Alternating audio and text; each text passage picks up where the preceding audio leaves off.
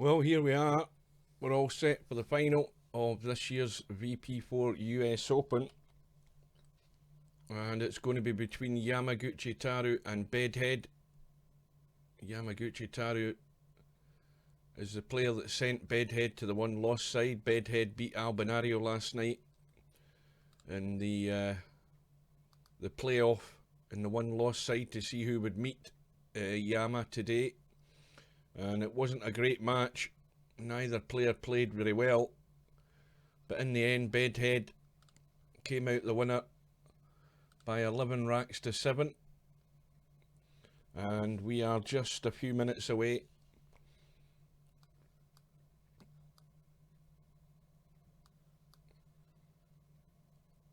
And this started, I think it was November the 24th it started, so we're already well into January 2018. And, well, I have had my money, not that I've had any money on, but if I was a betting man, I would have put £1 on Bedhead to be the player that had the game to challenge Yama in today's final. And he's proved me right. He's got to the final. He's battled all the way through. Yama has, well, he's almost breezed through it. He beat Bedhead by 16 racks to 10 to send him over to the one-loss side. But today's a different day. You never know. But I think Bedhead needs to stay with Yama. And if it gets down to the wire, if it gets down to like 15 all or something like that, then it'll be a test of nerves. And Bedhead is going to have to try and test Yama's nerves.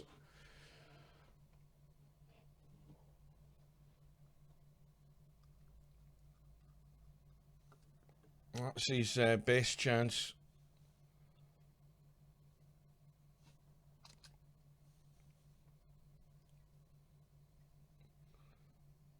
Now, there was a problem last night at the end of the match between Albinario and Bedhead. The problem was that when the result went through and we looked at the bracket, the weirdest thing happened. It actually showed Bedhead had gone through to the final to play Yama, but the tournament actually broke and it forfeited both players in the final, and I think Bedhead was given the win. So that has been fixed, and the players both again agreed a time that suited me because I've just got home from work. So once again, I want to publicly thank both players for setting the final at the time where I can actually get it archived. So we'll have something to look back on. So here's hoping it's a good final. Here's hoping they both play well. Bedhead can't play any worse than he did last night. It wasn't terrible, but at the same time, Albinario wasn't up to it. He just didn't get that little run of the ball that he needed, and there was the 4 racks difference in the end. So we are almost there. Remember the rules again. I keep reminding people the rules just in case you've stumbled across this by accident. It's a race to 21, the final. It's alternate break. They will lag off for the break. And there are no jump queues in the tournament. Players can jump if they wish. They can try to jump with their playing queue. It's pretty tough with the break with the playing queue. The 9-ball is wild on the break. If it goes in, you win the rack. And that about covers it. So we're just waiting in the room to go up. As far as I know, both players are in practicing. Well, Yama, I think, is. Let's have a look down the list. Well, Bedhead is in a way. Now, Yama was there a few minutes ago, unless he's gone to... Oh, there he is. We had a bit of a problem last night with Yama's connection as well. He disconnected a couple of times. So the room is up. I'm going to dive straight in.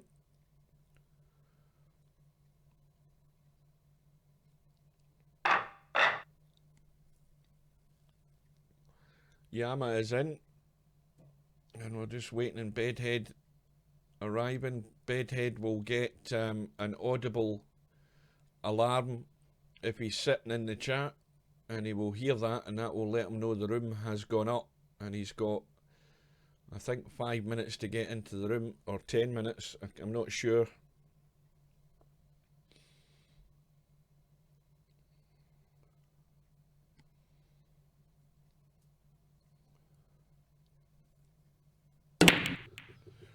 Maybe he's doing a bit of gamesmanship here. Just going to sit there and keep Yama waiting. So Yama has a Japanese flag, so the assumption is he's from Japan. And Bedhead has a Swiss flag. Not a Swiss flag, a Swedish flag. So we've got Sweden versus Japan. Well, this would be a bit of a letdown if Bedhead didn't turn up, wouldn't it?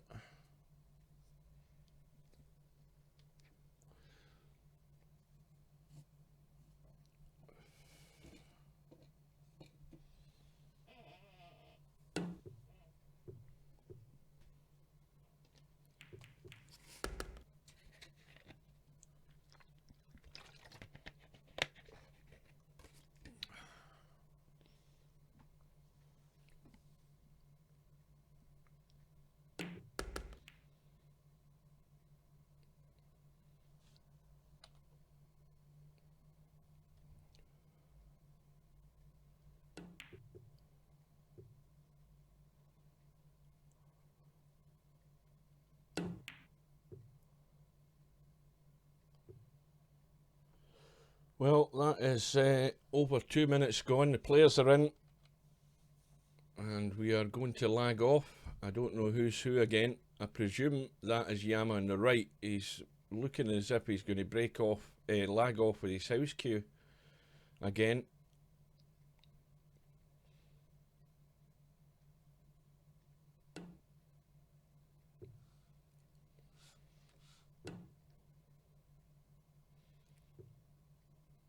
Well, I think if that's Bedhead on the left, he's won the lag. And he has. So Bedhead is going to break off in the race to 21.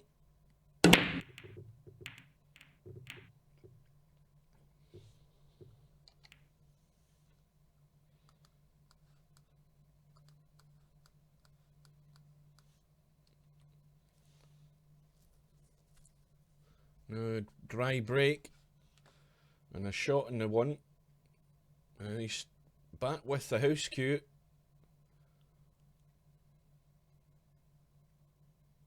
So, for a while there during the tournament, I mean, at the beginning of this tournament, I wasn't aware that Yama had cues. I thought he bought them during the tournament. Whether he did or he didn't, it doesn't matter. He's been playing with a playing cue for most of the tournament, and also a break cue. And he looks as if he's reverted back to the house cue. We'll see whether he sticks with that all the way through.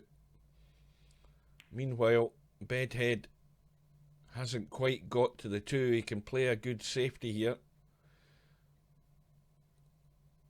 If he goes for the thin cut, he's going to go off that end rail, back down to the bottom rail, and back up to the middle of the table somewhere to have a shot in that 3, unless he tries to cozy it in. No, he's decided the safety is the best bet, and he's got good cover.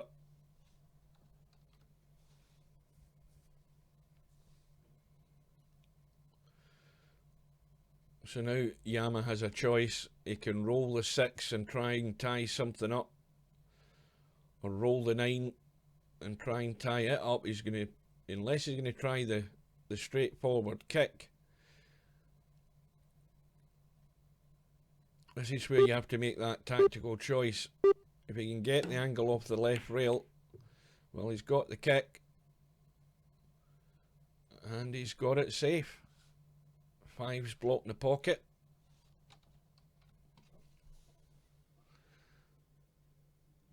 Oh, good afternoon, Bill.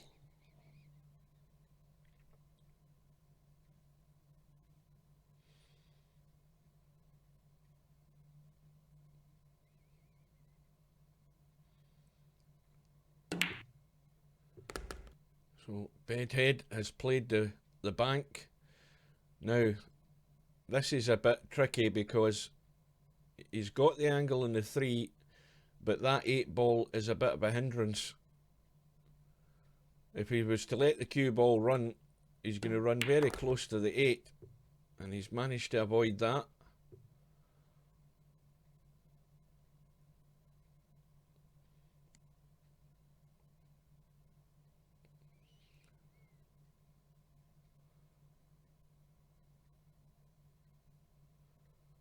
A little punchy draw just to bounce it off that right rail.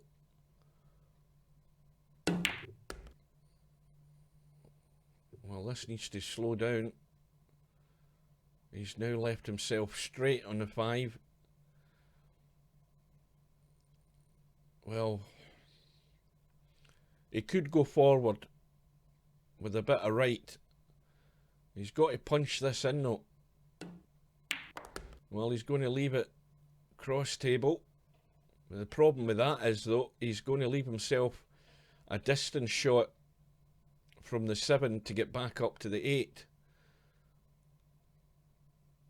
If he just rolls this 6 ball in, he's going to be somewhere over near the right rail, and then he's probably going to have to go 3 rails to get to the 8 ball.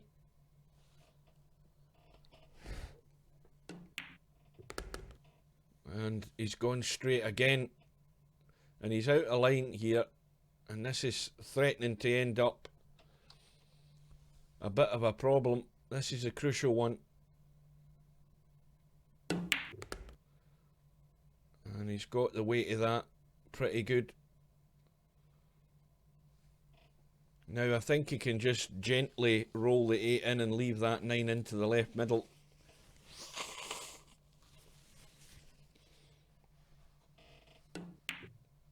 No, again, going the other way.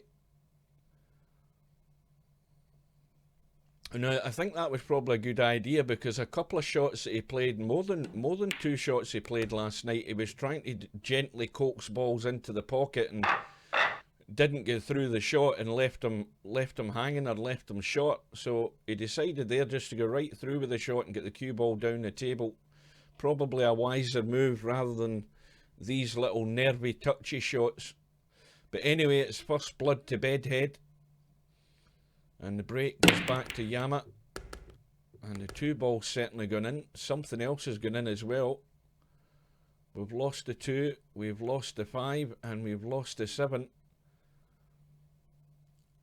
And immediately this is looking very much like a swift response from Yama.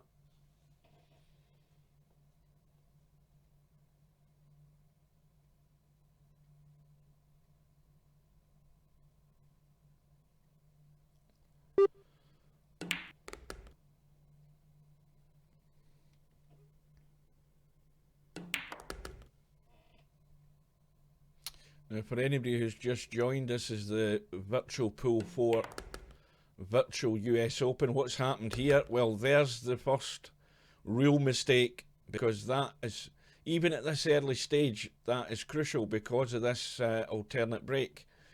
So this is going to be one that's going to be stolen here by Bedhead.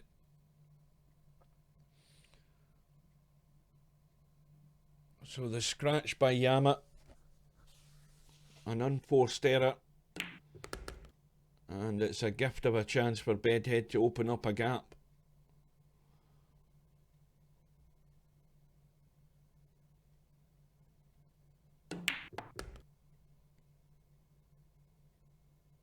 And of course now, the important thing with this one is Bedhead could slam home that advantage if he can get a break here and a ball in the break and get a shot on.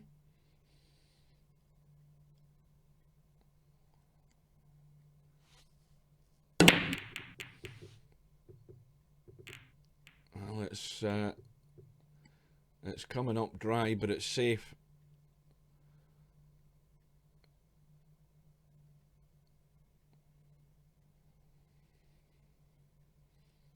And the push out has to be done wisely here.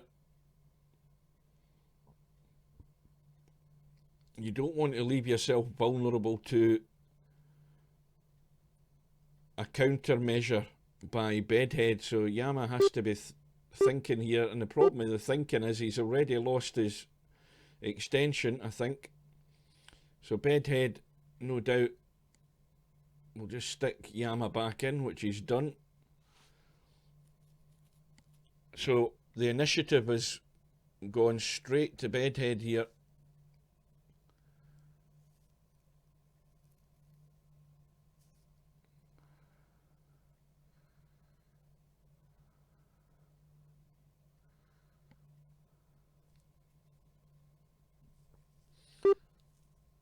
Oh, here he goes with this jump shot again.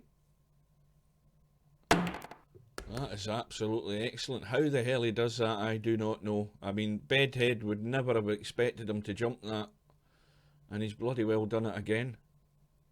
Oh, and he's back now. If I just downloaded his queue, because now I see he's got a playing queue. Maybe that's what was wrong. But anyway, another excellent jump shot by Yama. And that tactical manoeuvre there by Bedhead has all of a sudden backfired. But Yama's still got to get the 6 ball. Let's have a look at that 6. Well, that goes in. When you look at it from that angle, it goes in. But the problem with that angle is that that's directly behind it.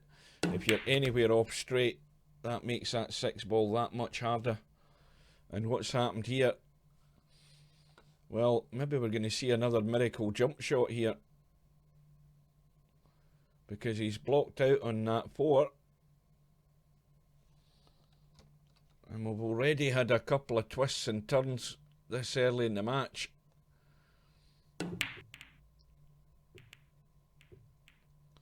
Well, no doubt if Bedhead can punch that 4 full in the face, then Yama's going to be back in trouble.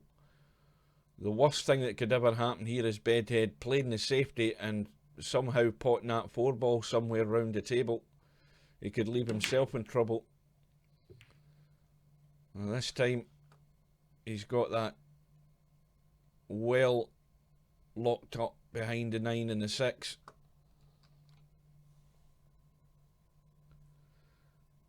So the initiative is still with Bedhead.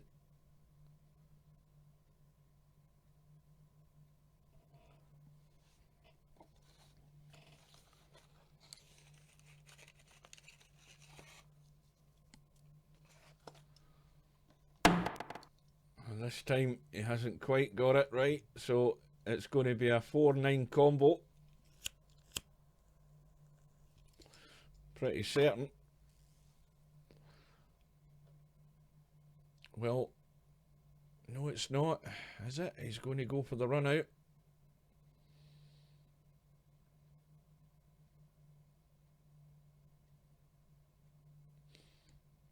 Well, let's see if his plan works. Because that 7 ball is quite close to the left rail. And the 8 ball isn't exactly in a perfect position here. We'll see if this is a wise choice.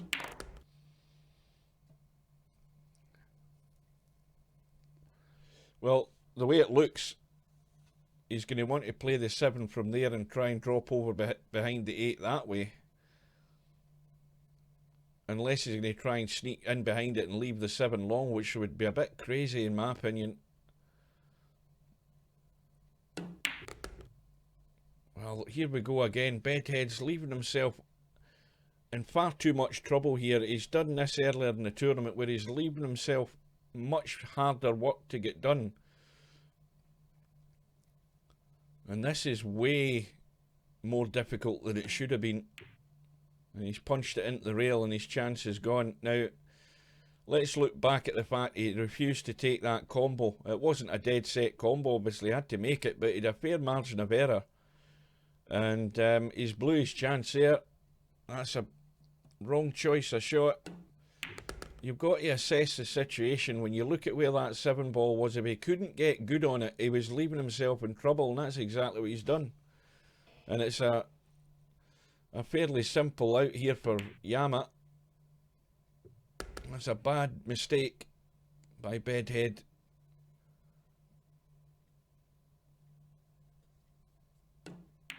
just when you've got the initiative, you've got the lead, and you've got the chance to run out, he's blew it. So it's now back to just the one deficit. Yama breaking off. That's a rack against the head, against the break. Yama breaking off in rack number 4.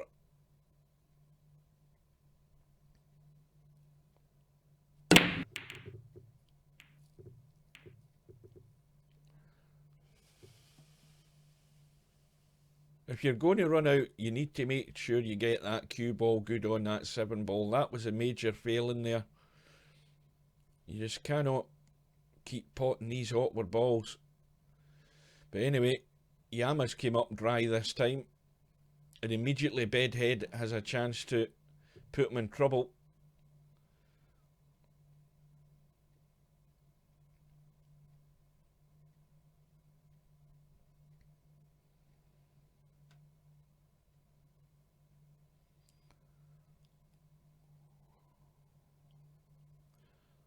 I don't know whether he's too close to that 8 to actually make the angle off that rail. The 3 ball's a bit of a hindrance as well. Well, he's looking behind the 6 ball onto the long rail on the left hand side and try and kick into the 3, and if he gets lucky he could glance off the 3 and maybe lock him in behind the 1. Oh, he's going 4 rails. That was a good kick. He's locked. What did I say? The 1, he's locked him behind. No, of course it didn't hit a rail. My mind's still on where the 1 ball's gone. I forgot the cue ball didn't hit a rail, so it's ball in hand. So let's see if Bedhead can do it this time.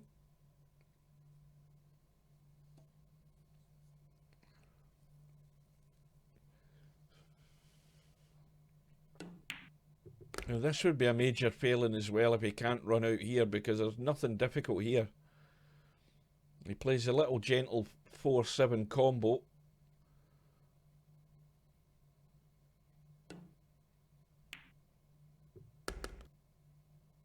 And the angle that he's got means he can actually come up the table slightly. I think he's left himself straight. Well, he shouldn't have a problem. He's just going to have to leave an angle on this 5 though. And that is better. That's the sort of angle he should have left that 7 ball in that last rack. Now he can get right in behind the 6.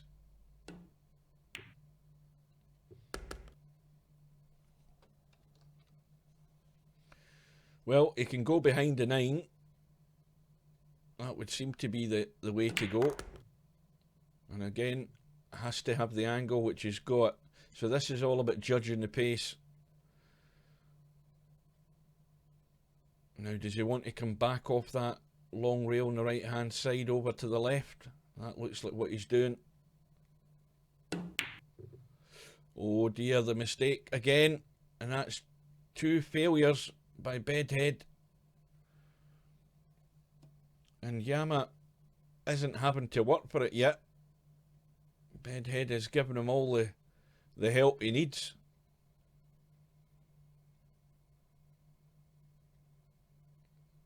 But that is 2 gilt-edge chances for Bedhead to open up a reasonable gap this early in the match, and he's failed. And he might live to regret that later on.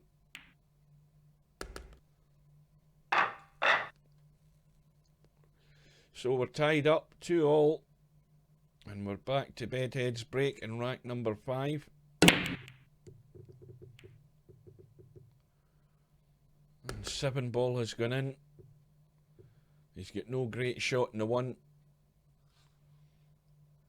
So we should be looking at a good safety here. And if he pushes the 1, well, he looks as if he's going left here. What's he doing?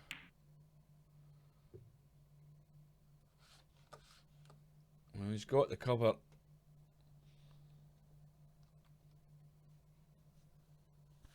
The shot he had there, he was queuing from there. He could have pushed that one ball that way to there and got the cue ball around and up there somewhere. Anyway, he still got the cover, and Yama has managed to kick safe.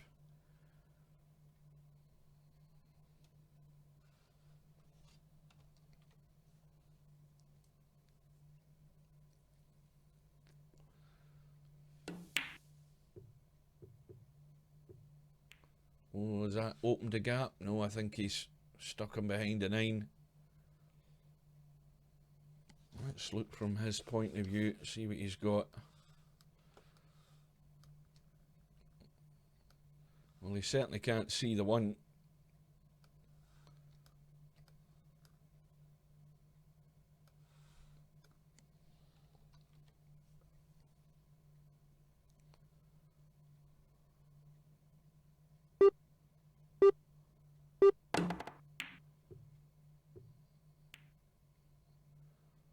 Well, he managed to get the jump again.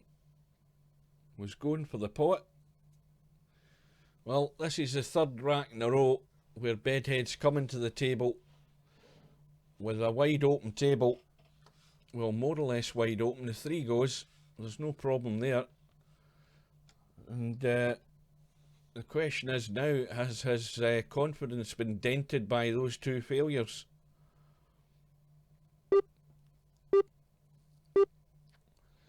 And if he needs a bit more thinking in this rack, he's got a problem, because he's now lost his extension. So if he gets in any slight problem, he's going to have to hurry himself along. And straight away he has a problem, because I think he's straight in this too.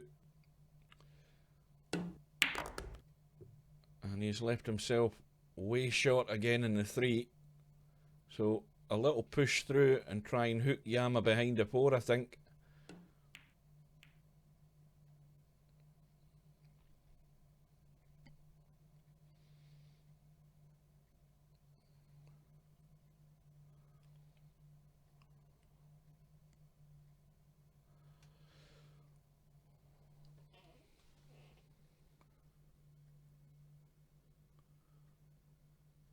Good afternoon, Andy. Yeah, Bedhead's, well, here's hoping for Bedhead's sake that all his cock-ups are early on in the match, because he's made enough of them to cover the whole match so far.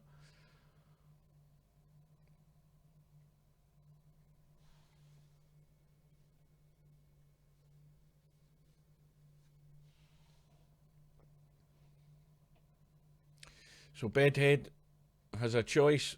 He could have a blast at a 3-9 combo. He's trying to squeeze it past. That was excellent. Just the width of the ball past that and no more.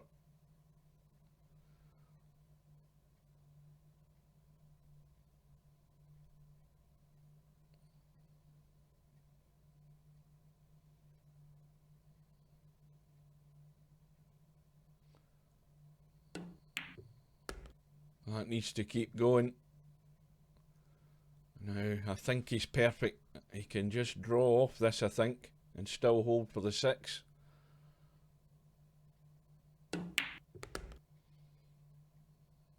And it should just be a little soft, gentle draw off that 6 as well, just to leave that 8 cross table into the far corner at the top left, I think. Unless he wants to try and get out into the middle of the table for the 8 into the middle, but probably the less work he has to do, the better for his sake. Well, he's going to leave it long again. And he's just going to have to kill the cue ball, because he's dead straight and nothing fancy.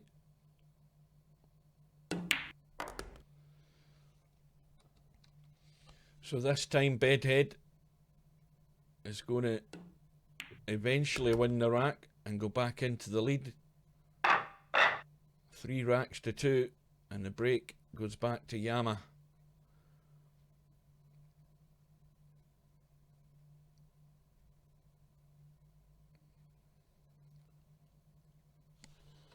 Well, we've got 6 people in the room. including the 2 players, that makes 8. And sorry, 6 people. I can't even count now. And we've got 16 watching the stream at the moment. And Yama has potted the 4 in the break. A little tricky one in this 1 ball. And that has gone wrong because he played that well. I think he can cheat the pocket here maybe. It needs to be fairly gentle to actually cheat the pocket off that rail and miss the 8 ball, but it's very, very tight. But he used that 6 ball well there. It was just unfortunate the 2 balls more or less gone dead. But I think that will go. Yeah, and they've played it well.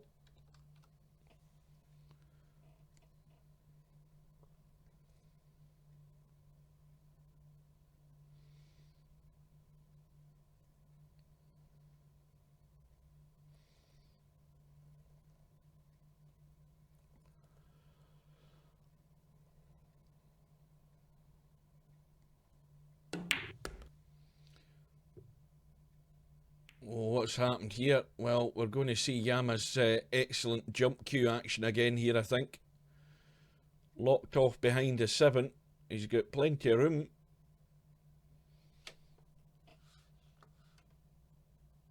Well, he's going from his house cue to his playing cue to play the jump shot. Let's see what he does.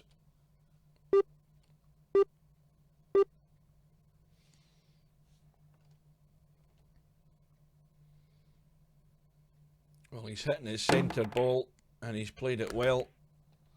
So you can jump without the jump cue.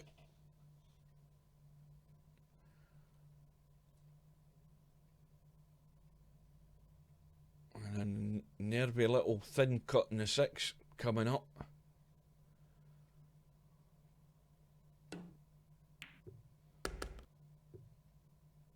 And he's got the pace again.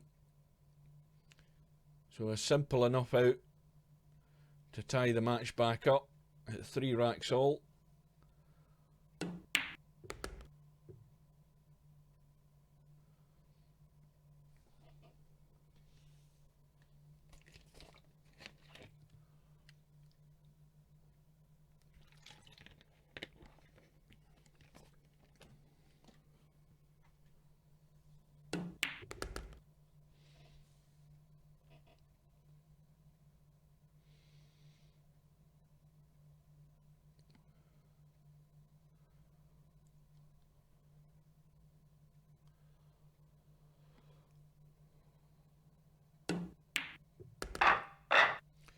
So once again, this time the rack is going with the break, so it's back to Bedhead for rack number 7, and he's scratched. And so Yama has his chance to show Bedhead how to do it, and let's see if he can.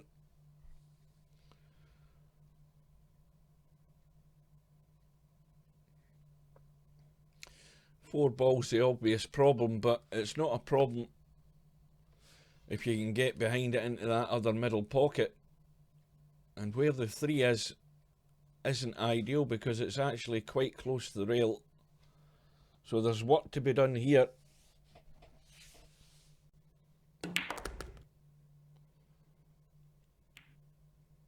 And that hasn't helped the situation because the 5's now, well, it's set. That's 5-7's dead set.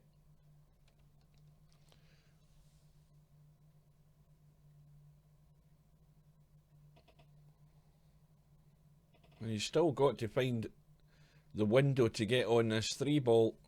And I think he's looking at the 4 to see how tight it is past the 6. Let's have a look.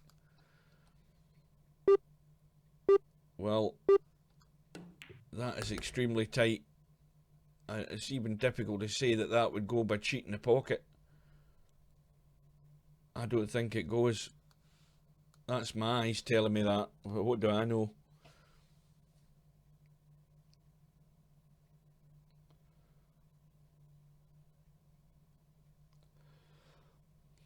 But if he doesn't get anywhere on this 4, he should at least have a good chance to tie Bedhead up.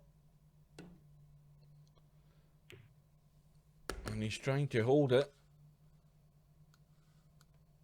Can he make that potting angle? I think he can. I think he can just get enough of it.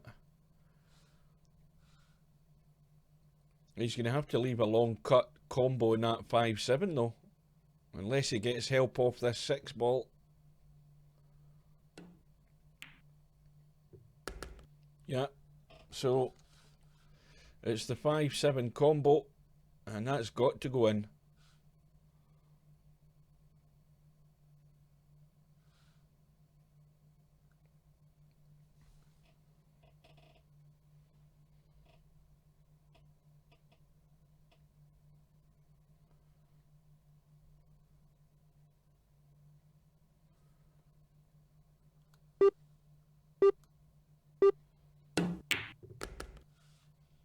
Oh dear. Well, there you go.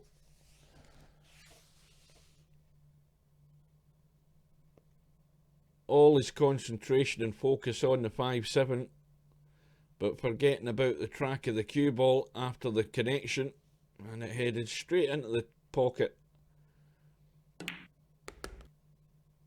So this time it's a gift for Bedhead.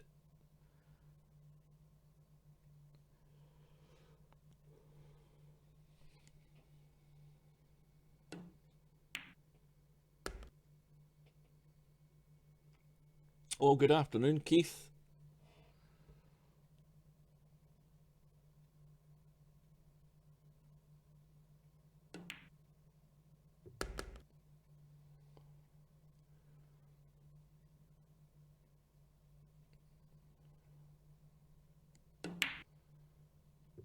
Well, it's 4-3 to Bedhead, and so far nobody wants to try and take control of this match.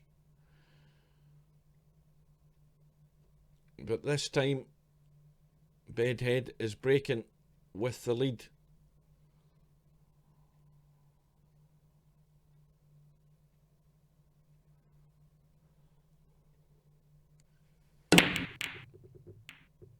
Where's the 9 going? That 9's gone in. Well, that is a bonus.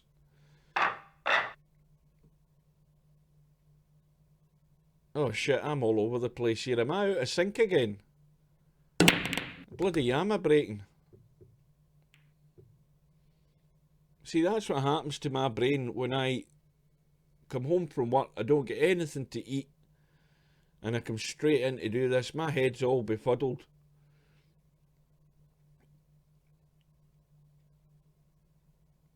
My head is out of sync. The game is fine. There's nothing wrong with the game and what's happening in the game. My head is just out of sync. For Christ's sake. Dear. That's a good safety. So Yama gets the 9 ball in the break.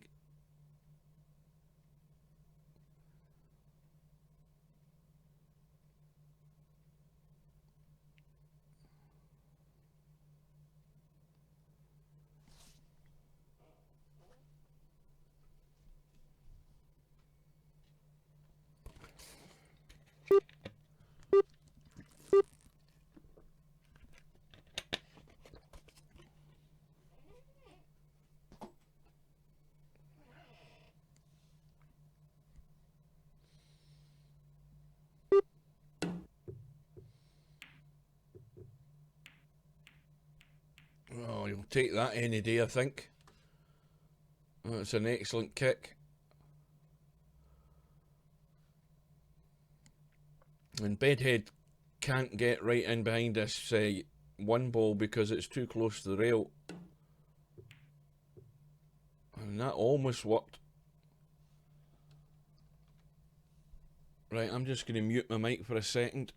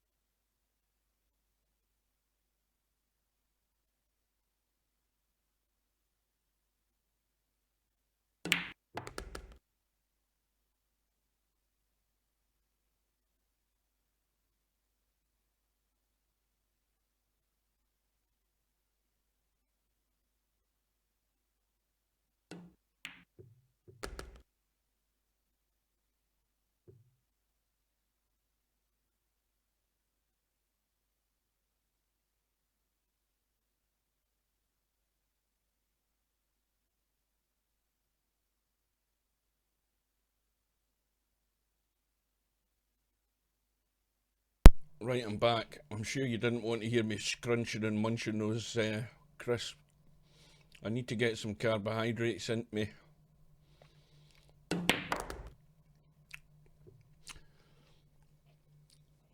Well, I would say this strain, there's no such thing as a dead set in a 2-horse race.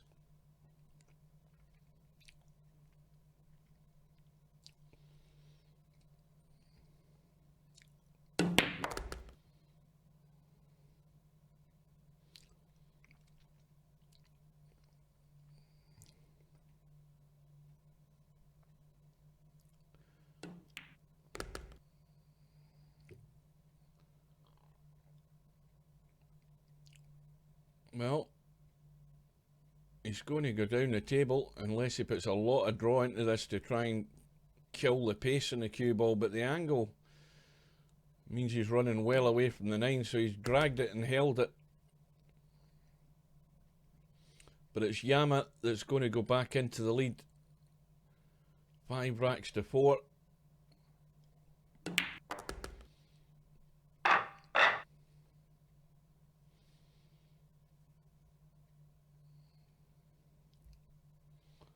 And the match has been going for about 37 minutes.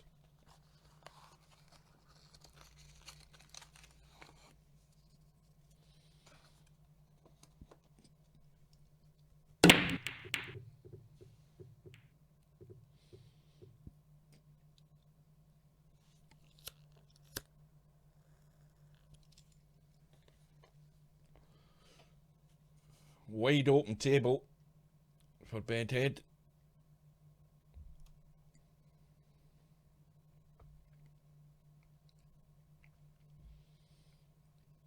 Now, if this was a challenge room, he'd breeze through this, no problem. I think part of the problem when you're playing in these sort of tournaments is you start looking for problems that aren't exactly there. And you're spending maybe too much time on the shot thinking about it than actually getting on with it and playing it.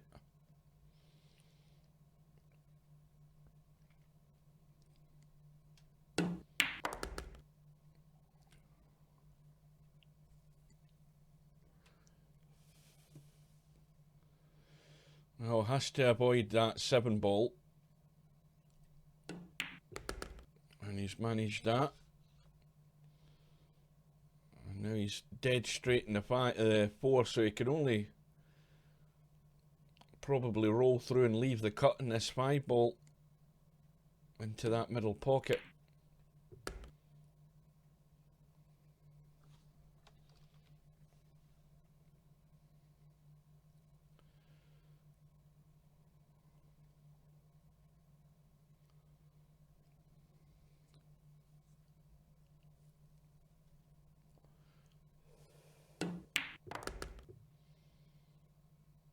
I think he's slightly the wrong angle, but he needs to just make sure he has the angle on this 7.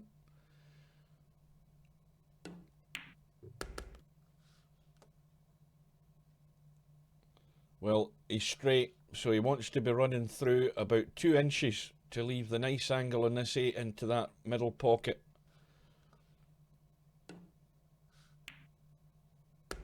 And that is perfect. Can drop right onto the 9.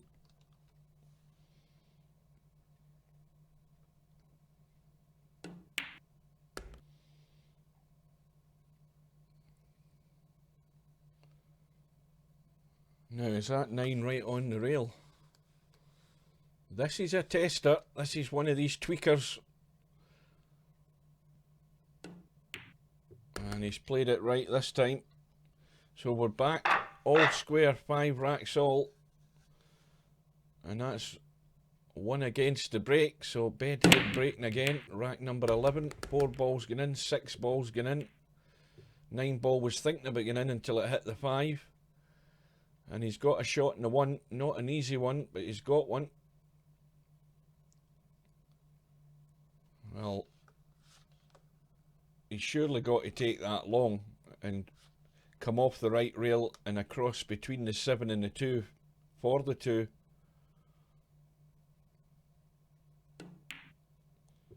Or can he hold it? Aye, it goes past the 8.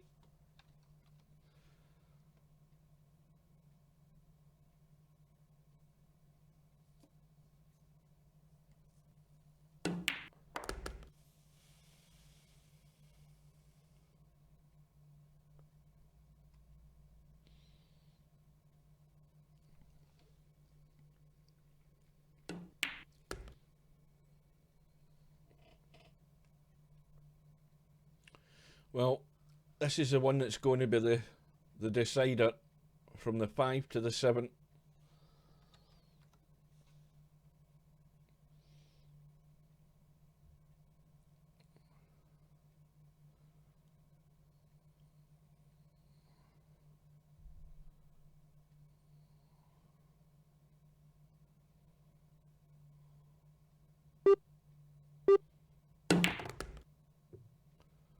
Oh dear, disaster. Oh God. Well, we've had what? At least 2, if not 3 scratches. And that's another crucial one.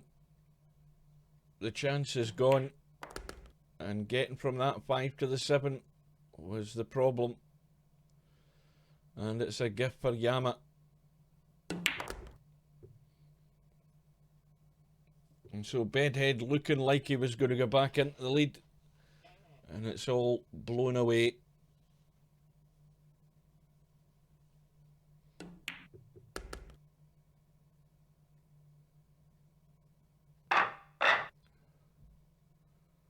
And this time that one's gone against the break.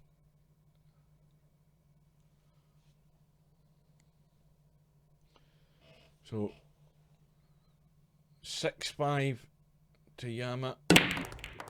And a couple of balls have gone straight in. And he's sitting nicely on the 1. If he can avoid the 6. And this isn't easy. Because look where the 2 is, and look where the path is to get to that 2. Straight into that 6 ball.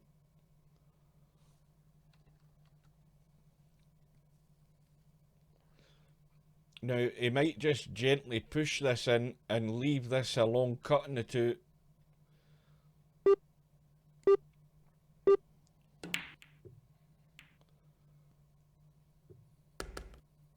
Well, the assumption is he played the bank there in that 1.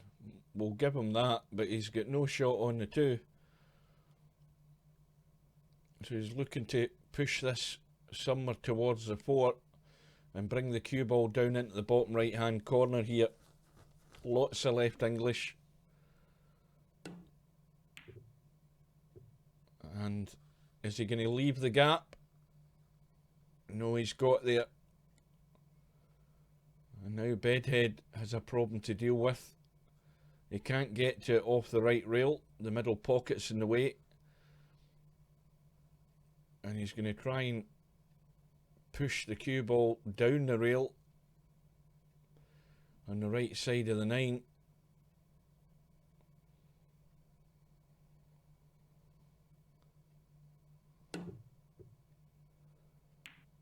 And that was, I don't think the angle was really there. I think he would have had to have played that with right hand English to try and straighten the cue ball up a bit.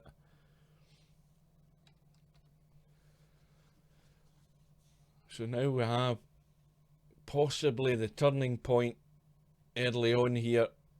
It's 6-5 to Yama. He's got ball in hand, but he's got to deal with the 6 and 8. And he looks as if he's going to leave the 6 long into the top left hand corner. And that's not ideal.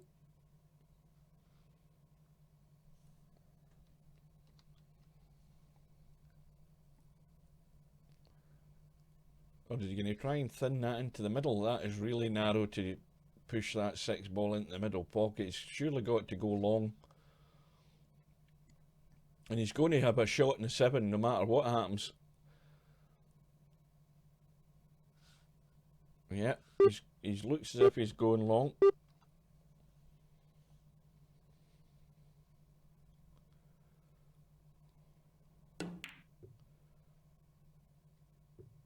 And it's not there. Now Bedhead needs to get up to that end of the table and look at that 6 ball, because that's just on the point.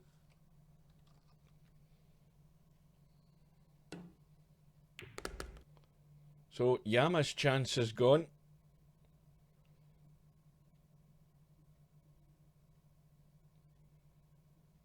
And this will be a bit of a relief for Bedhead that Yama couldn't capitalise there.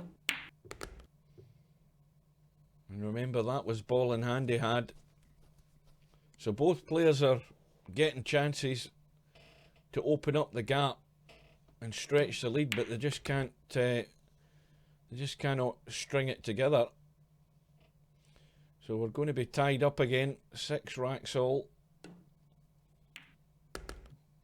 But as I said early on, or prior to this match starting, if Bedhead is going to beat Yama, he's going to have to stay with him until late into the match, and then anything can happen.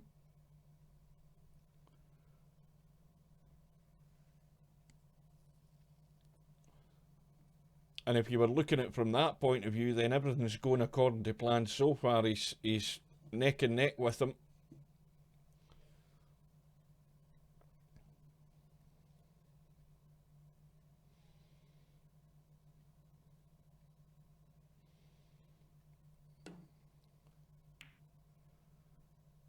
And that's a clever little shot. Nailed him right in behind the 6.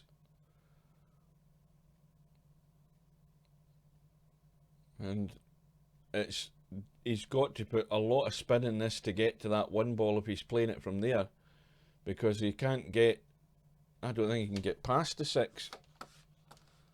Let's have a look. Well, he's right on the 6, more or less. Lots of left, and this is anybody's guess as to whether he's going to get there.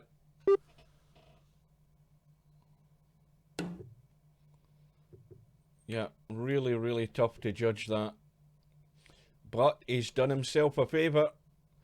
It's ball in hand to Yama, but the 5 has locked up on the 2. And Yama, I think, has just lost his connection. So he's having similar problems to what he had last night. And we may well get the message popping up on the screen in a second or two. Oh no.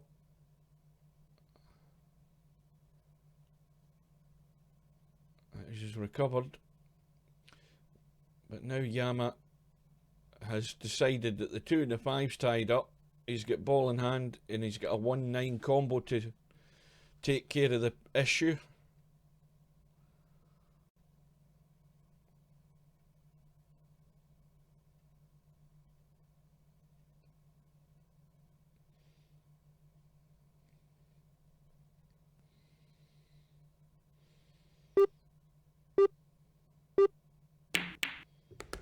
And no mistake, in it goes, and back into the lead, and back to Yama's break in rack number 14. Rack number 14 of a possible 41.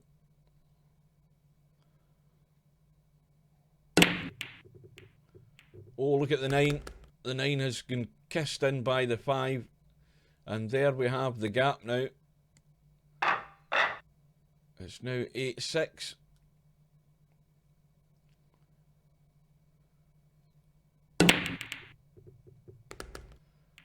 Well, Bedhead's got the 8 ball in the break.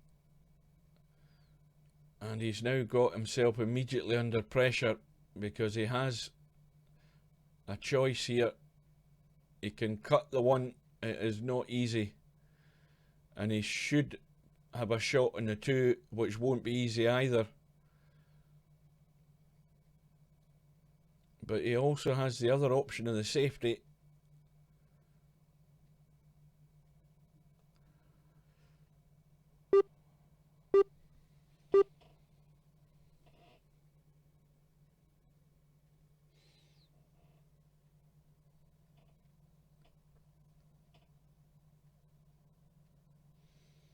And Bedhead's clock's running out here. And that's well played.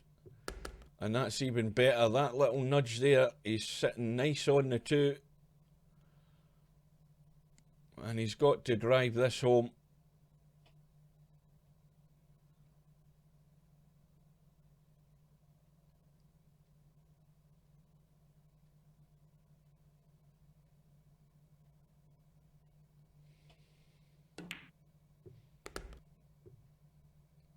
And he's gone too far. And what's more, he's hampered over the 4. Now this is tough.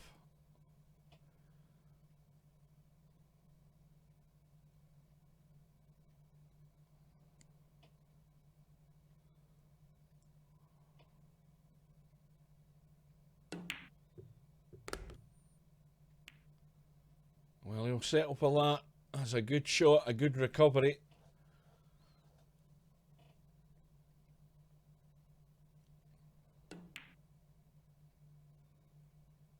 Oh dear. Well, after all of that, he sent the 4 to the jaw.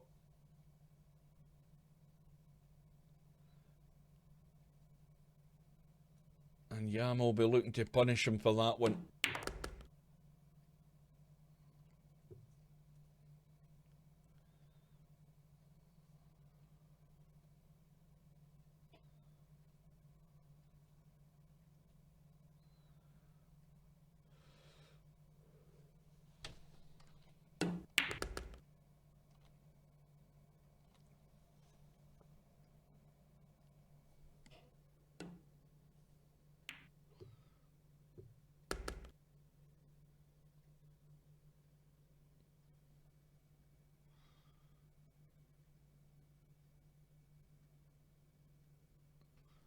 Who's that with a big long name?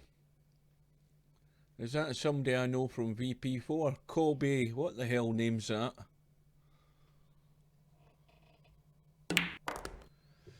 So we have a slight crisis here for Bedhead. It's now 9-6 to Yama. And Yama's breaking.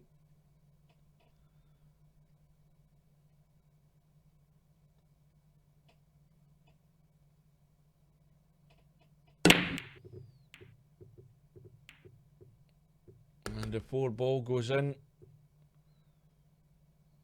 And he's on the 1. And this is looking good for Yama. This rack.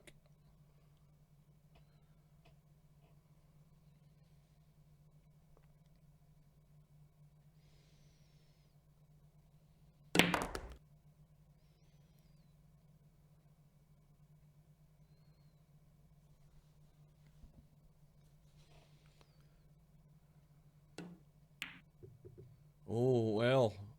Commentator's curse again, boys.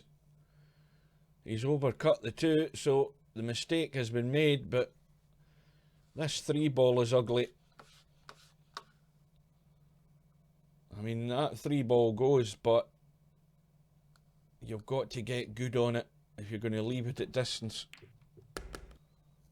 And we're about to find out.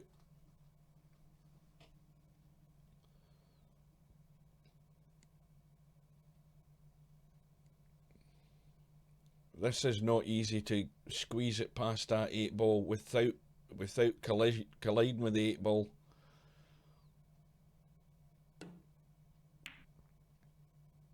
Oh, he's played it clean.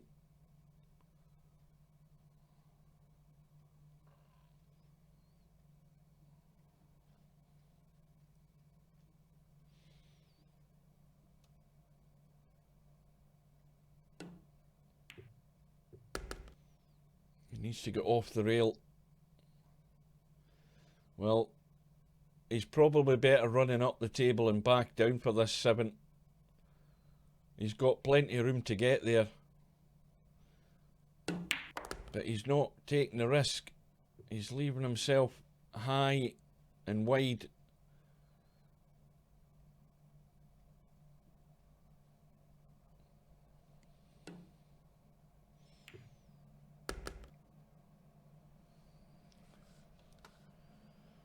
Well, he can only go backwards. So he's drawing back to the point in the rail where his cue is, and then over to the right for that 9 ball. And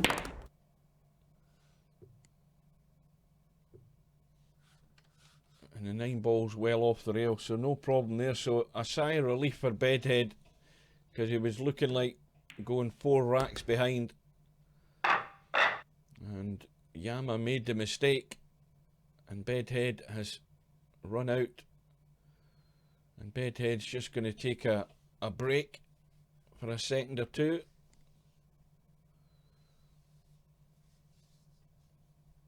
And while he's taking a break, I'm just going to mute my mic and munch into some of these crisps.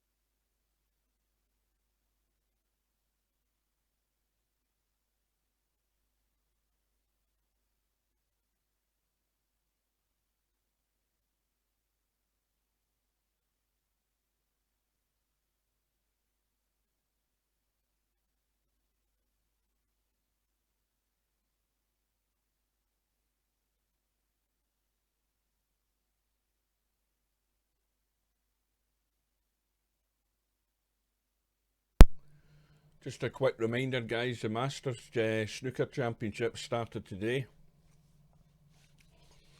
Who was it who was on? It was a mid-session interval when I got home. It was 2-2 between Mark Selby and Mark Williams. So, Bedhead's back. He's broke off, and we have lost the 5 and the 6 ball.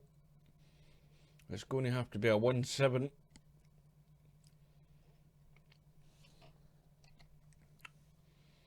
Well, the 1 ball makes the pot and angle on the 7 that way, so the 1's going to go that way and probably end up there somewhere, depending on the weight of shot. And he's made a right hash of that one.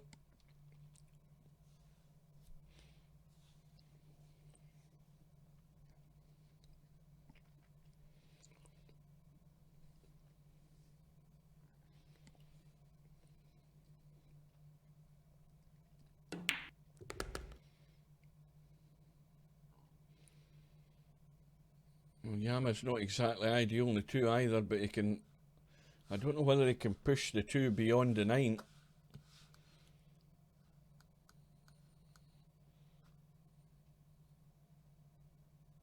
If he's going to try and use the 9 as cover, he's either going to have to go to the rail and try and get in behind it, or just gently push it. It's got to hit a rail though.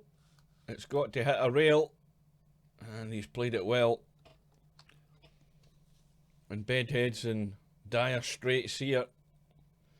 Now what does he do? He's probably better just doing nothing other than pushing the cue ball to the rail or something, because the 2 and the 4 are doing nothing there. He doesn't want to be slamming the cue ball around the table trying to kick this 2. He wants to leave it where it is.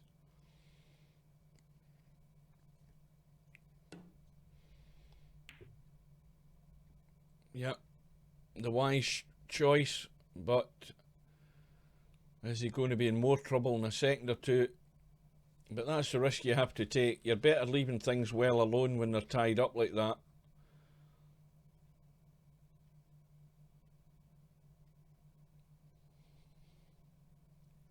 And it's amazing the amount of players in virtual pool who they pay no heed to the deliberate foul. They decide they're going to slam the cue ball around the table, determined to try and hit that 2 ball, and all they end up doing is splitting the balls up, making a foul and giving ball in hand to their opponent, who can then just easily run out because the table's then wide open.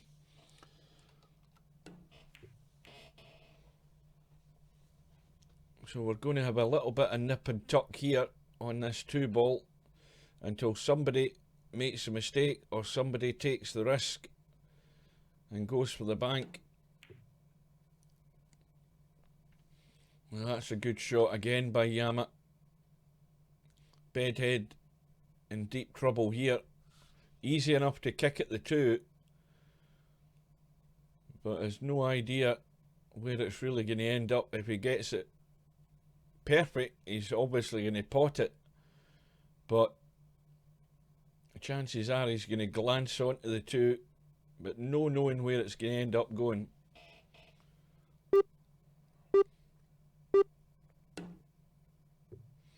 And he's not going to get there. And this time the balls are wide open and it's ball in hand.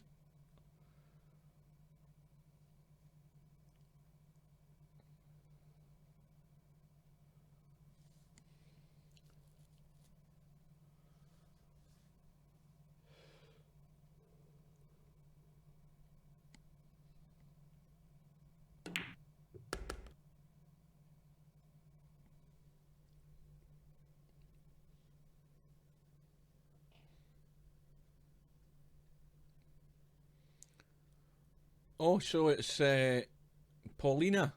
It is. That's a weird mouthful of a name that you've got on the stream though.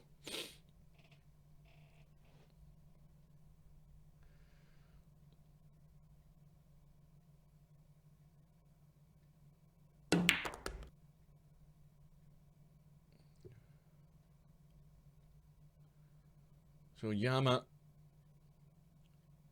9-7 in front,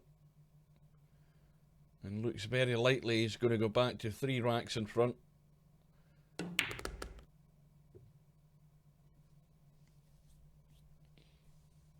And this is why it's so tough now for Bedhead with the alternate break, because you've really then got to rely on your opponent getting a dry break or your opponent making mistakes. And well, okay, the dry breaks are very possible, but in terms of Yama making that many mistakes that Bedhead's going to make up this deficit pretty quickly, it's fairly slim that that's going to happen. And this is why he's got a tough ask to reduce this deficit already. And Yama breaking off in rack number 18, and the 2 ball has gone. Now how's that 1 ball looking? Well, he can't get to the potting angle, I don't think, into the middle. Or can he?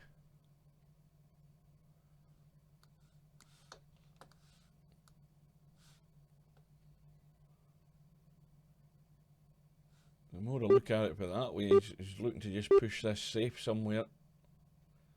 And already he's used his extension.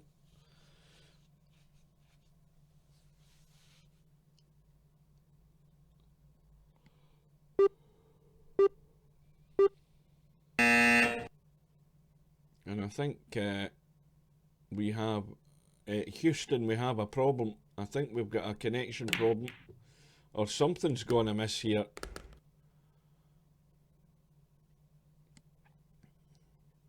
Now that clock expired, so we must have a bit of sync problem here, because the time expired and it didn't call a foul.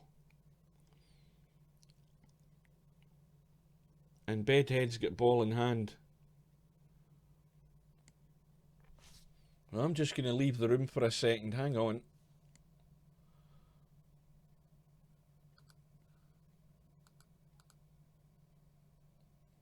Well, everything looks the same. Bedhead's still got ball in hand, but it was strange how that clock expired. And then he took his shot.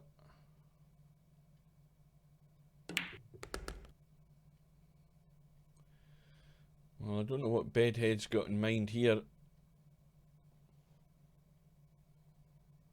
It looks as if he's going to try the billiard, and it's not a good position because it's very likely the double kiss is on this 3 ball. Well, this is all your eggs in one basket with this shot.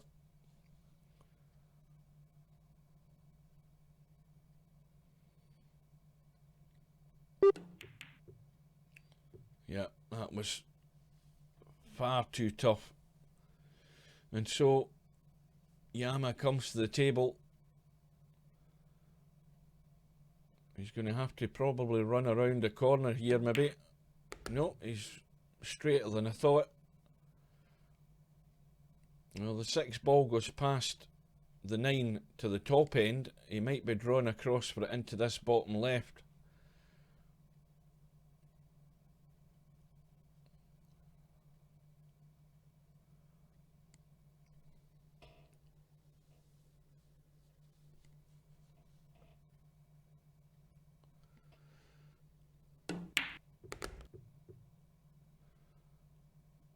Well, he decided to run around the corner. He's leaving this a tester, but he's got the angle, perfect angle in this 6 to run off that, just push off the side rail and draw back to the right hand side for the 7.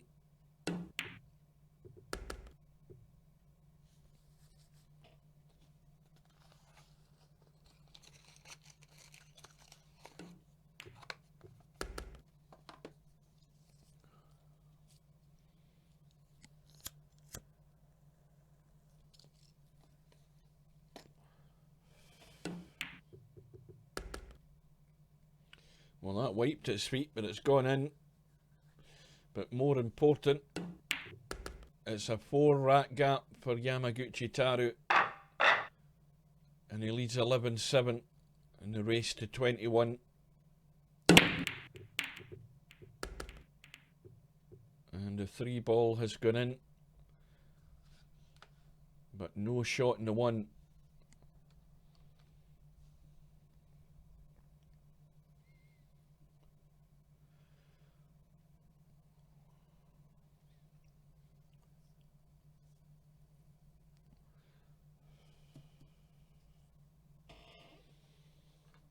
And now Bedhead trailing 4 racks. It's a vicious circle because if he gets to the table and he has a shot in a ball,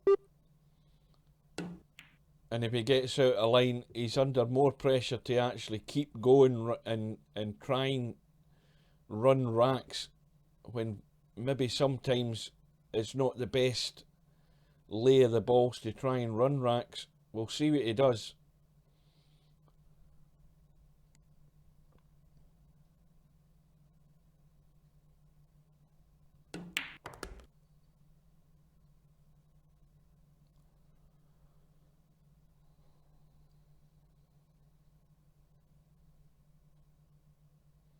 But we've seen in this tournament, we've seen it twice, players have been almost dead and buried in matches, but things do happen. So the important thing for Bedhead is he just keeps playing the game and playing the balls and hoping something happens. But it has to happen soon.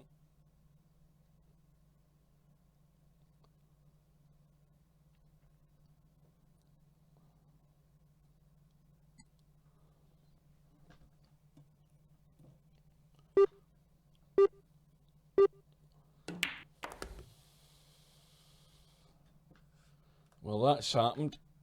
Yama's locked himself out on the 5.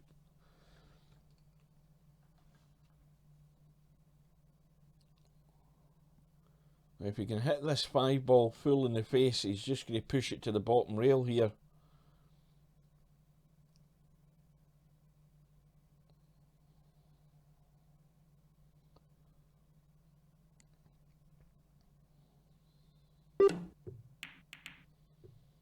Well, he's hit it thin. He actually fluked the 8 ball but scratched, so here's a chance for Bedhead to nip one back. Super Admin looks as if he's having connection problems. In and out like a yo-yo.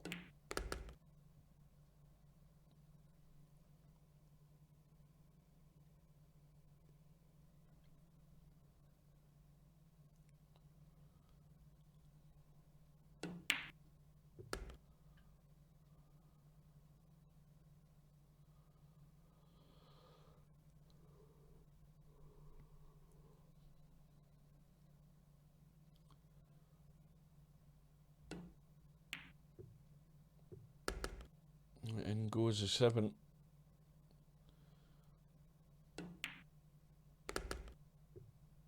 So it's back to 3. This is normally the point in the afternoon when I've come home from work, had something to eat, and then I have a nap. I'm actually in shutdown mode right now, trying to stay awake.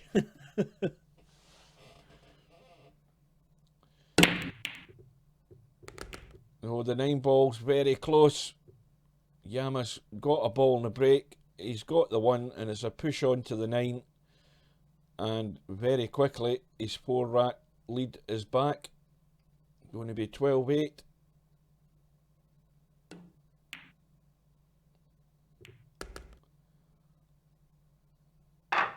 Now that's the sort of bonus that Bedhead wants to be happening, and it hasn't happened. And lo and behold, Bedhead breaks off, comes up dry, and wouldn't you know it, he's left Yama shot in the 1. Not a great ideal shot to get onto this 2 anyway.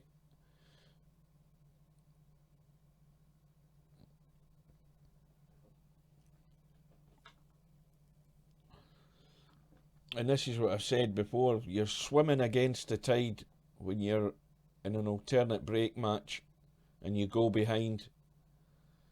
And if you can't get a ball in your break and you can't run out, you've not really got any other thing you can work on than relying on your opponent making the error. Now, is Yama going to make enough errors to get Bedhead back into this match? It doesn't look like it.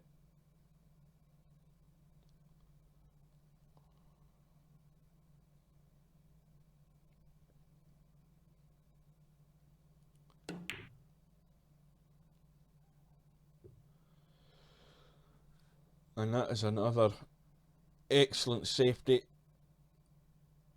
Bedhead can certainly kick the 2, no problem, but how's his luck going to be with the end result? Well, the 2's going to go into the middle. Yama's got to find the gap, and he's got 2 choices. Well, let's have a look and see what angle he's got here. Well, I don't even think he's got 2 choices, because I think the 8 ball is getting in the way here.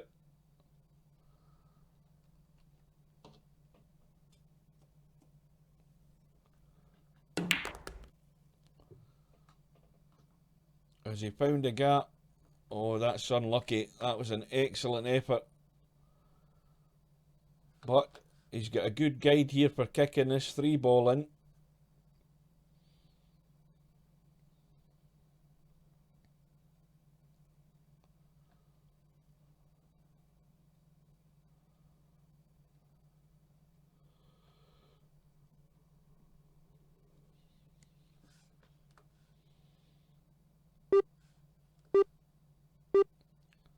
Now, what's happening here? Is he still with us? Because the shot clock's going down. He's going for the 2-rail kick. Oh, he's been really lucky. He's got it safe again.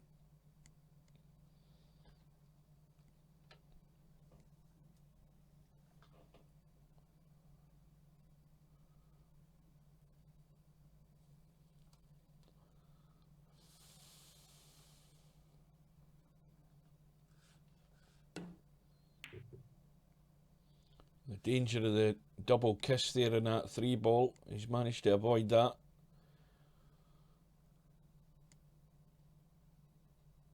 He might be back in trouble in a second or 2. Yama playing this with inside just to hold the cue ball. Well, this time he's misjudged it. But Bedhead's going to have to try and force that 3 ball into the middle pocket. And this is going to be a tough cut in the 4 from that range.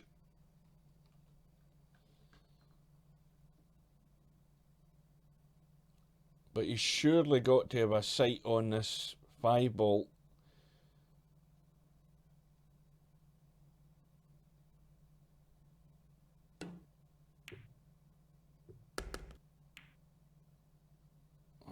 kiss in the 6 hasn't really helped him.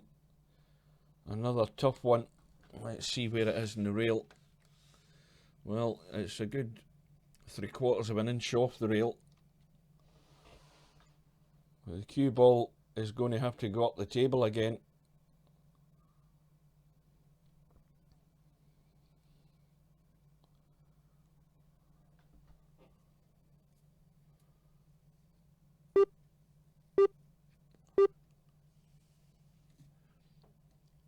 He's putting a lot of drag on this as if he's trying to hold it for something.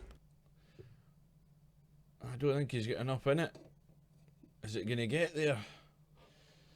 Well, this is another damn difficult shot in the 6 if he's going to try and cut that.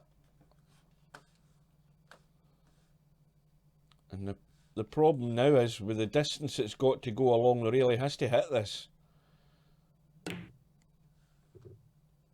Oh, well, he's gone safe.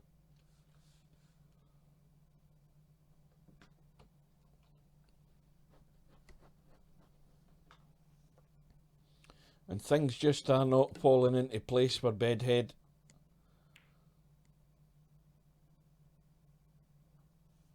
Just leaving himself in awkward positions. And that affects the momentum as well.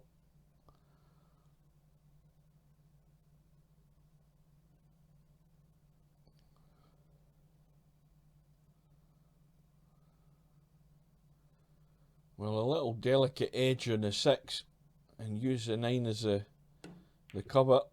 Well, he's gone for across the table. Well, Yama has got to line up the bank here, surely.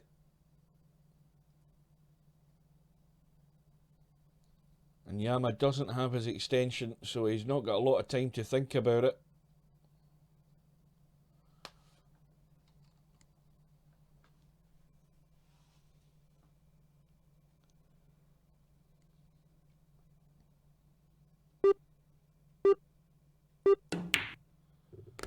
In it goes.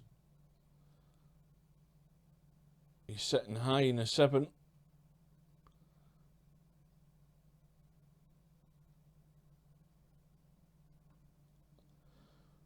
I think he's going to try and drag and cut this 7 to hold for the 8.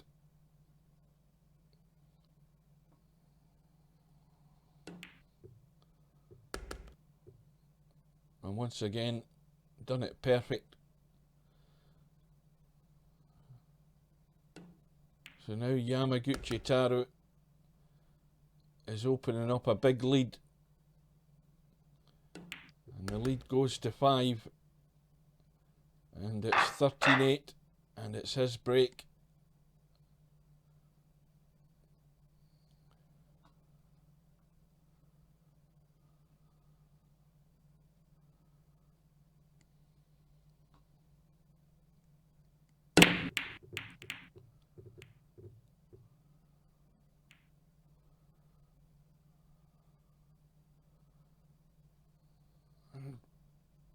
Another instance where the break is dry. Bedhead's coming to the table and no real shot in the 1. He's looking at an extremely thin cut in this 1, and this is the type of thing I'm talking about. He's forced into thinking he has to go for every shot, and this is just falling straight into Yama's hands here. He's got to look at playing the safety somehow or other rather than having to take on these risky shots. Now, has he got away with it? Yes, he has. That's the one bit of good fortune there, but he certainly went for the cut.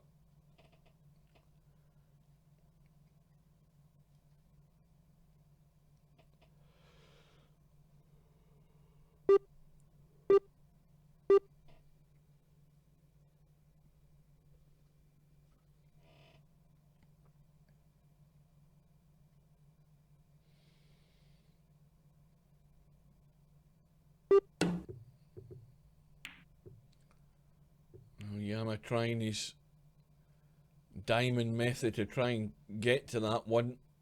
He's failed on it. Bedhead, well, this is telling you how confident he is. He's looking at a 1-9 combo, which any other day of the week you'd expect him to get it. But if he doesn't get it, well, he's managed to get it. But wasn't one to risk taking the run out. So it goes back to 13-9. Bedhead breaking off. And the 2 ball has gone. He's got a shot in the 1. Now this is where he has to back it up.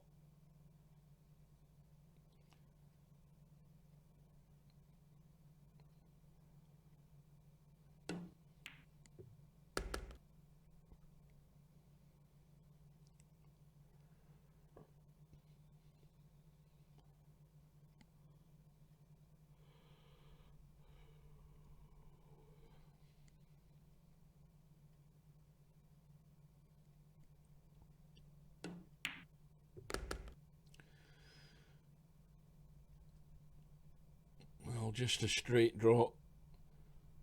No other option.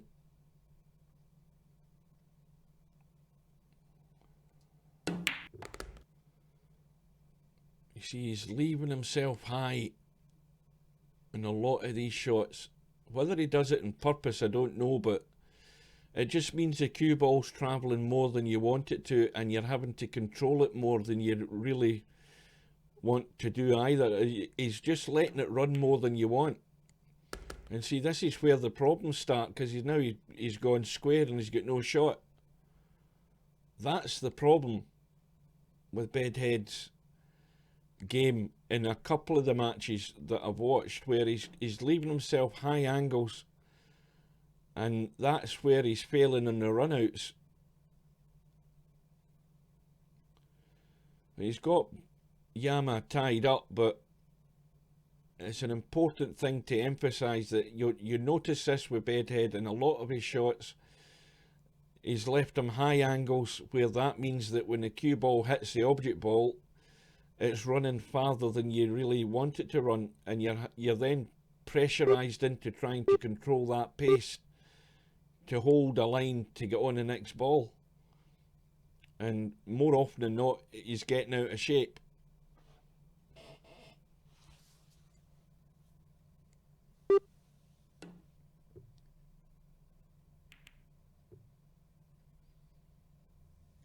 But this is going to be Bedhead's second chance. But he's really got to start making things work for himself.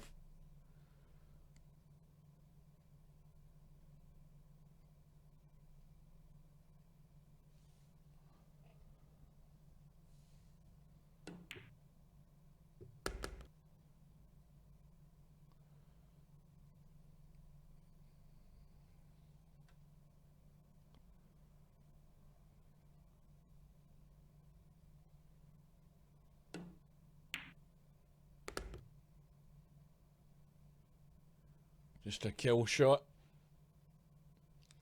Kill the cue ball stone dead.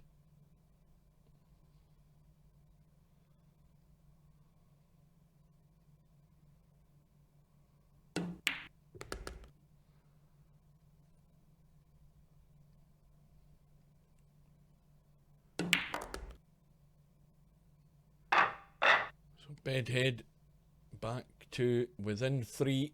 Yama breaking off in rack number 24.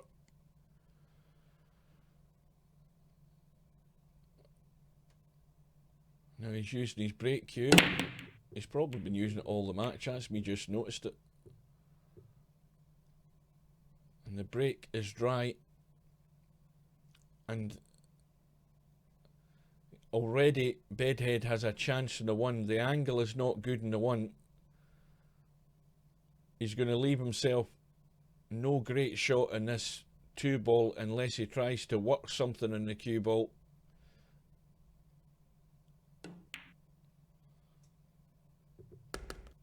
And that's the problem. He's just let the cue ball run there, hoping he can get a break, and he doesn't get the break, and all he has is a kick, and he's kicked to 2 in. Well, there's a bit of good luck. But he's going to have to back that up again with a bank. Now, this is where he might feel forced into going for this to try the run out. He's much better playing the safety. He's got plenty of room to hide the cue ball down the bottom of the table, down by the 4 and the 5, and tuck that 3 ball over by the 9 and the 7. But he looks as if he's going to go all out to try and bank this, and again it could backfire.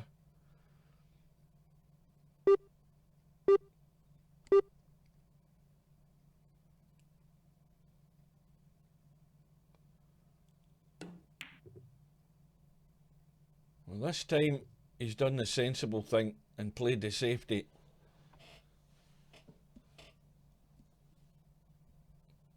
But it puts Yama in control here because he can tuck that 3 ball along towards the 9 and get distance between the two of them.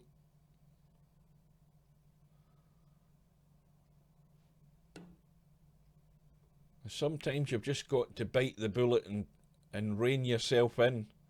Well, he's actually played a very delicately controlled shot there. Bedhead back in trouble, using the 7 ball as a blocker. Oh, he can manage to see an edge.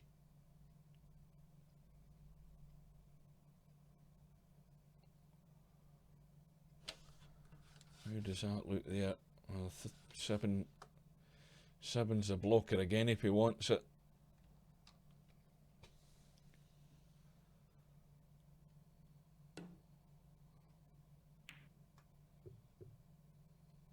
This time he's used the 9. How does that look? Well, he most certainly can't see anything of the 3. Can't get behind the 9. And of course now Bedhead has to think, because if he doesn't touch this 3 ball, it's ball in hand and a 3-9 combo for Yama. He needs to get wise here. Is he going to jump or spin?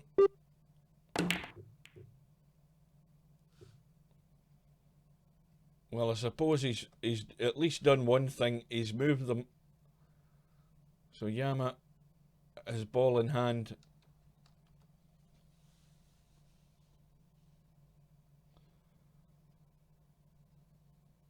Yama not interested in trying a 1-9 combo. Balls are all sitting there. He's going for the run out.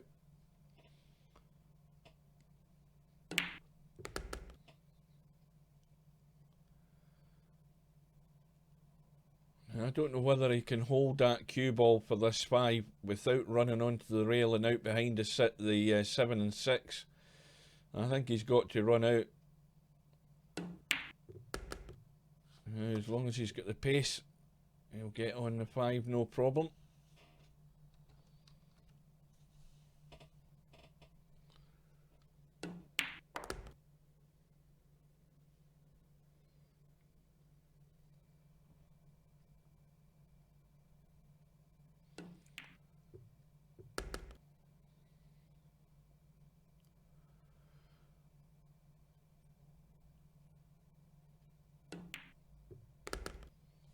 So Yamagutchitarou is going to open the gap again to 4.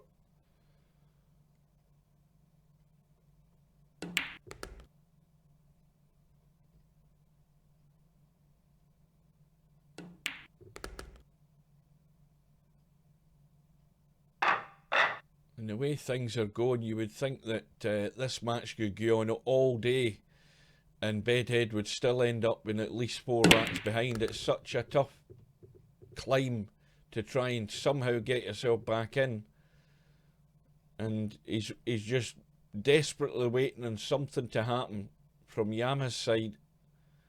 All Bedhead can do is just pop balls when he gets a chance, but he needs a break one way or another.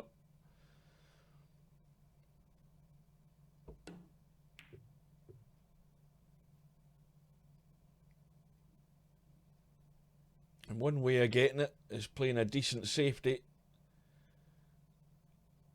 and putting your opponent in trouble and hoping you can maybe gain something from the outcome of his shot. There's a 5-9 combo sitting up there on the top right.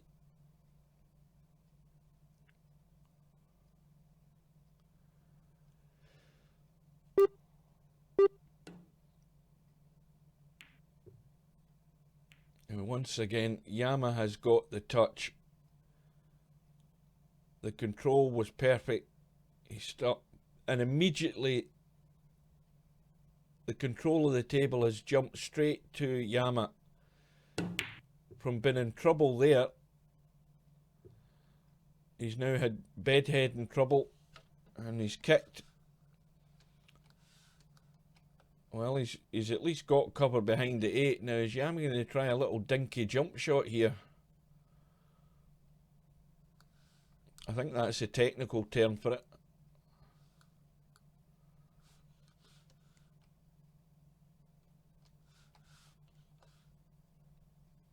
Well, that's exactly what he's going to do.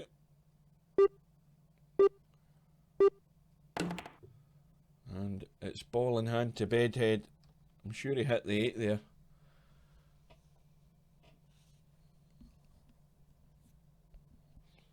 Well, at the risk of sounding like a broken record, Bedhead simply has to get himself out here, and he has to get himself good on that 5 ball. That's what he has to focus on. Anything off straight on this 5-9 combo, and that just makes the shot much, much more difficult. It looks too easy to be a combo, but if you're in the wrong place in the table, it suddenly becomes very difficult.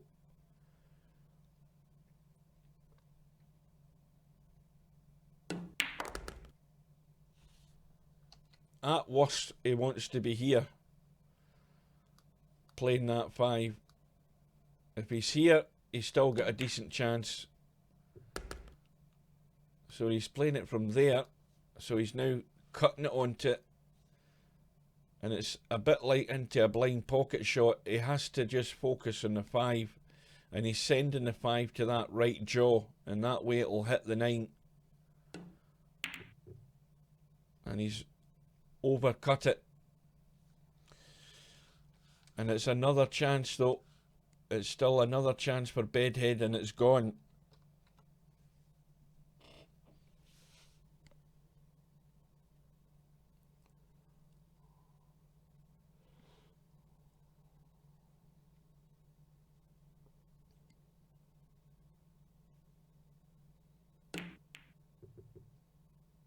Well, there is a surprise. The mistakes are few and far between at the moment from Yama. Puts even more emphasis on Bedhead getting out here. I don't like this. This is a tester.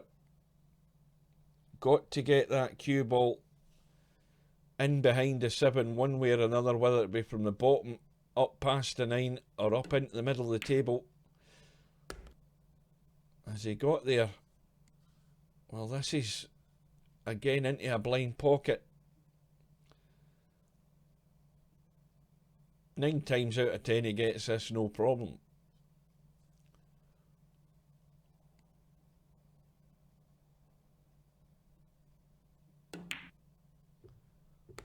And it goes clean. And it's got to, well, run off the rail, or he can draw back. He's got enough room to do it and just play the 9 into the top right. And the 9's off the rail, so shouldn't be any issues here.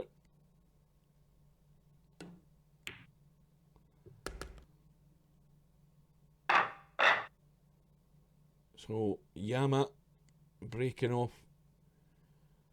What the hell rack are we in? 14, is it 26 or what? I'm losing count here. Anyway, he's got a 3 rack lead.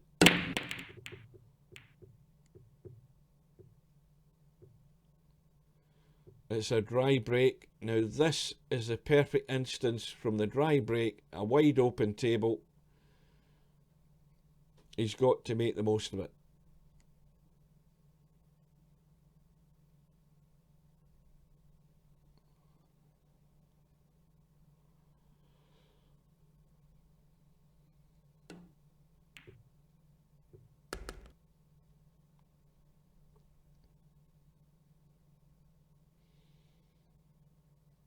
Ideally, he wants to draw past that 7 in between the 7 and 6 would be where to play this 3 ball to leave a decent angle.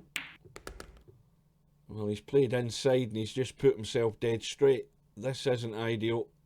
And already we're heading out of line here because he's now going to be cutting this 4 into that top right hand corner pocket.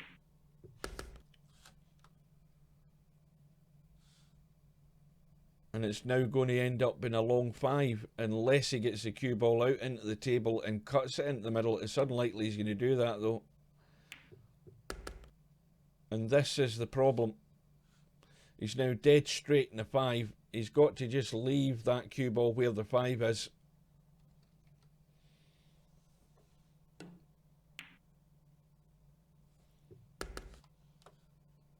And now he's too close to the rail, so he can only go forward. And the 7 will go past the 9 down here. That's what it's going to end up being.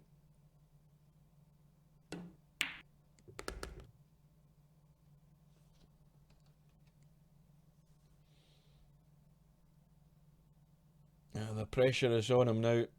It's only 3 balls to get. This is a tough one.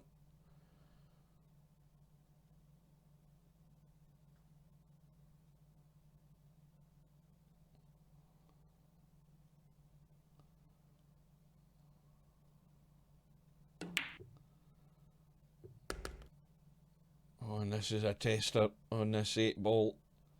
Well, I spoke earlier on about Bedhead staying with Yama and seeing what happens when it gets to the sort of business end of the match. But it's the other way around. It's Bedhead that's got all the pressure heaped on him to try and stick in there and stay with him. It's back to 2. 14-12. Bedhead breaking off and getting no joy.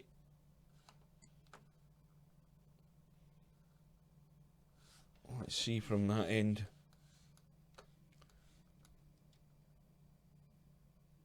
Well, if it was to gently roll that, it will actually go past the 5.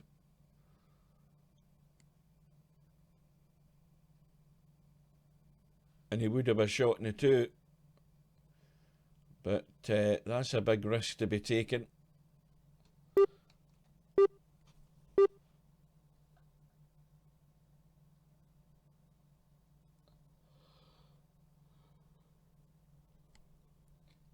You know what I never even thought to look at? Can he get that between the 6 and the 7? Yes, he can. Well, I think he went for the pot, but wouldn't you know, he's got Bedhead stuck behind the 6 and 7.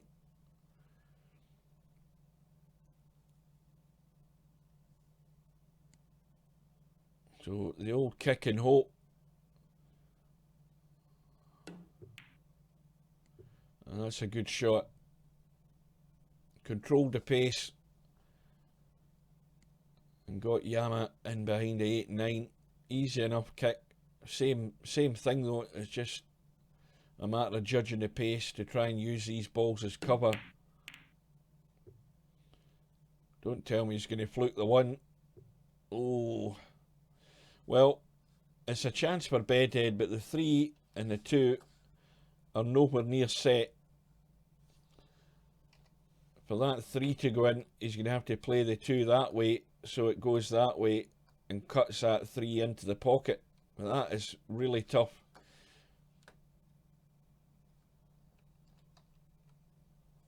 Got to think about probably playing a safety.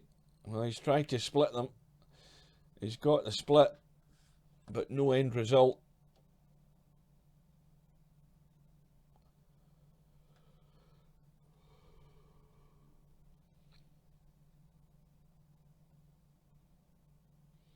Is he trying to push this 2 behind the 6? He needs to slow down. He's going to leave a shot. Hit it too heavy. Well, Yama will probably just run this in pocket weight because he's going to rest onto the 8 and 9 and have a shot in the 3. He doesn't want to glance off them and run in behind the 4. And that's what he's done.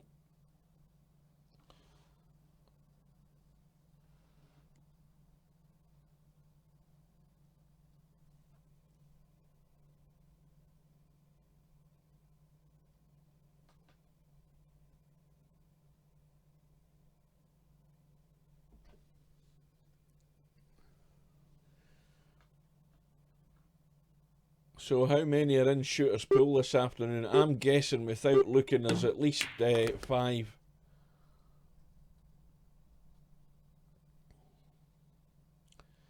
Well, Yama's left himself the high cut in the 4. This is a toughie.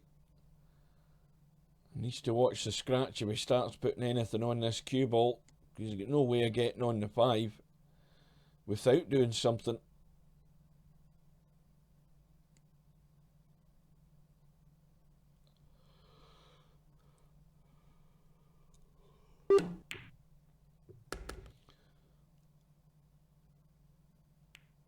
Well, that's... I was going to say unlucky, but he's actually straight down the barrel on this 5 into the corner.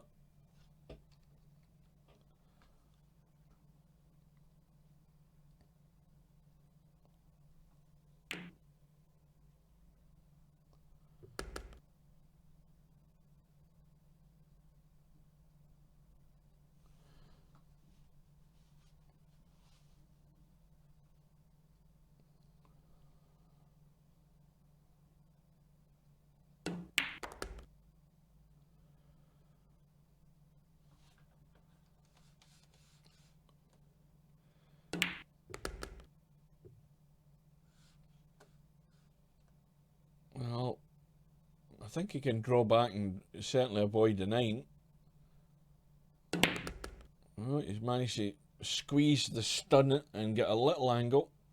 So Yama's going to open the gap again. It's back to... Oh, well, there is...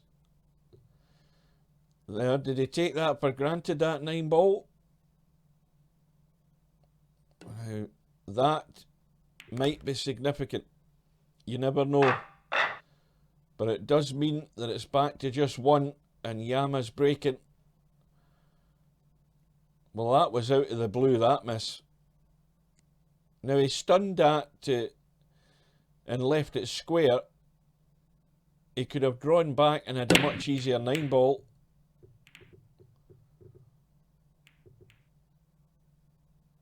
Now what's more, he's come up dry.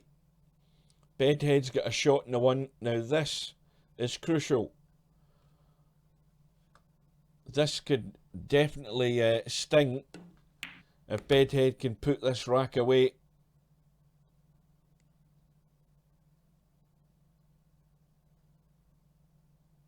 And could Yama be having nightmares about that 9 ball? That could also be the break that Bedhead has been waiting for.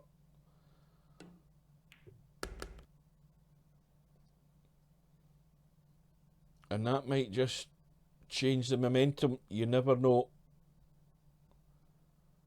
But sometimes when the balls start to go against you, or you make the obvious mistake that Yama made there, then sometimes you never get forgiven.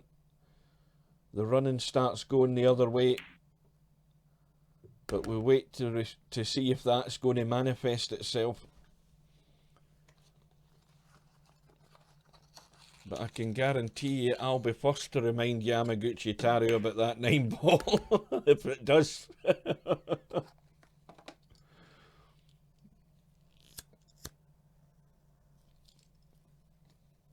Well, somehow or other, if Bedhead puts this rack away, we're now in the scenario that I spoke about prior to the match. Well, he's got to be careful with this one. He has to go through with a shot to get on this 9. He can't back off it. He has to come back or he has to go forward. But either way, he has to make sure he's got a decent shot in the 9. Oh, this is a little nervy one. It's half a pocket. It's got to go in off the jaw. But in it goes. But going back on what I said at the start of this match, for Bedhead to have a chance, it has to get to the business end. We have to be close when it comes down to the wire. And we're almost there. We're at 14 racks all. Yama's made the crucial miss in a 9. Bedhead has got it back all square. And he's got a shot in the 1 again.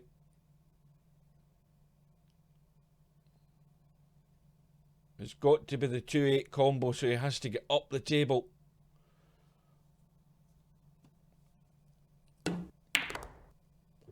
Needs to miss the 5. Oh, this isn't easy. It's probably easier to play the billiard. He can feather that 2. If he feathers a 2, he'll push the 8 in.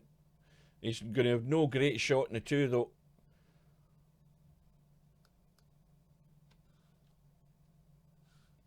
Well, this is important.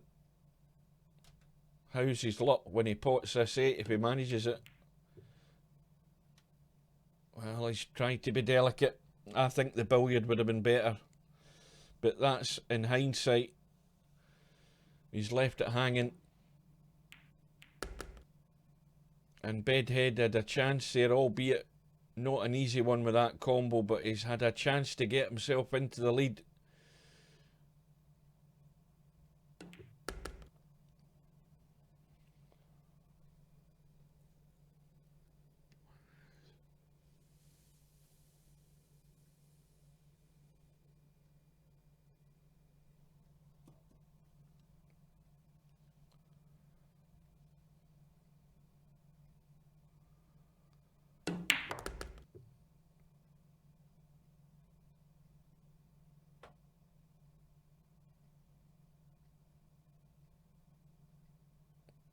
I'm wondering if Super Admin's going out of sync. Or maybe he's doing testing while this bloody final's on. I don't want him starting wrecking the place before the tournament's over. Yamaguchitarou is going to... Well, I'm tempting fate here saying he's going to go back into the lead after what happened the last time. But a roll in the 9 should give him a 15-14 lead in the race to 21. Now, what Bedhead would have given for that combo to go in? And the break goes back to Yama.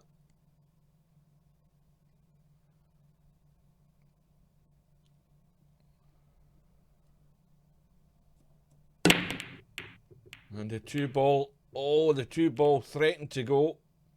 It hasn't gone, but he's got it all locked up. And Bedhead's got no shot.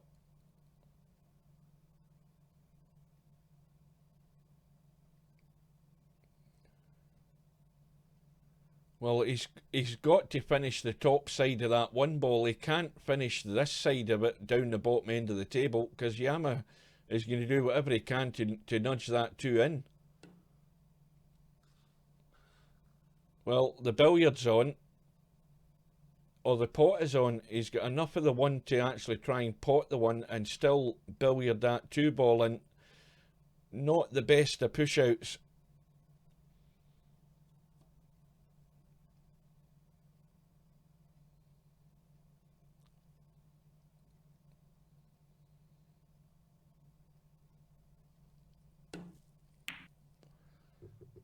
And he's missed both. That's amazing.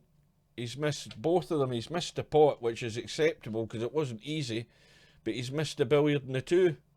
So the chance has come for Bedhead, but he's going to have a lot of work to do. That 4 ball stuck against the 8. But I'd worry about that when we get to there. He's got to get the 1, the 2 and the 3 first of all. And if he gets nice on this 3 ball, he might be able to split them.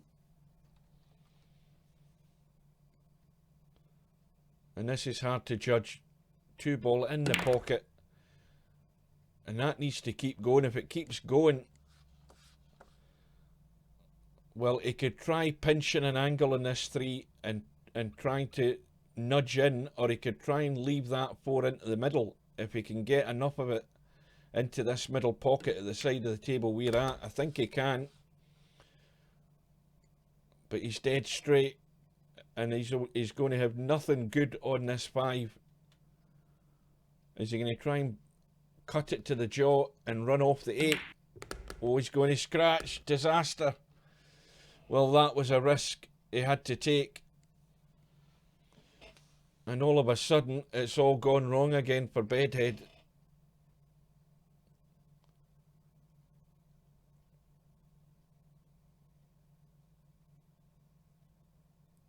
Virtually dead straight in the 8. He had to take the little brush to try and give himself an angle to get up for a decent shot in that 5, and just straight into the pocket.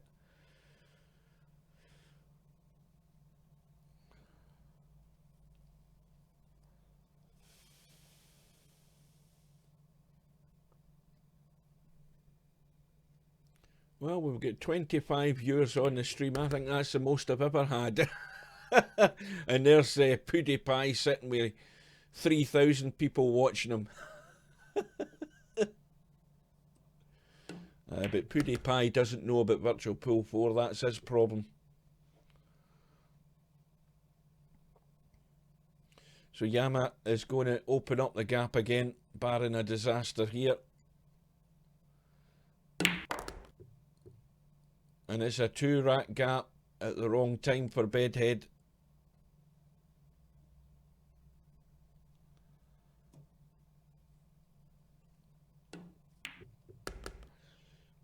So we've now played 30 of the 41 possible racks. It's Bedhead breaking off in rack number 31, trailing by 16-14. A couple of balls have gone in, and this time he's got a shot in the 1. It's going to be a 2-8 combo, no prizes for guessing that.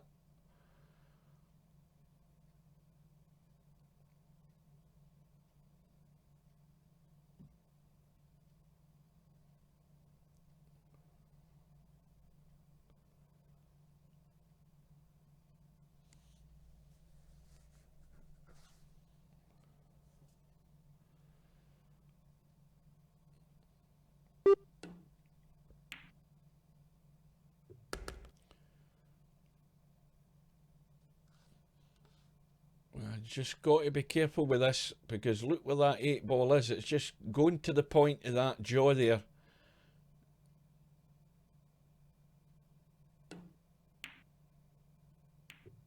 He's played it well, but he needs another good one to get on this 3. This is not cut and dried. Well, you would draw it up the table, somewhere up by the 9 ball. That's where you'd put it. He looks as if he's going to come across and leave this either into the middle or leave it long again into this corner pocket here. Well, he's gone far enough to make it comfortable.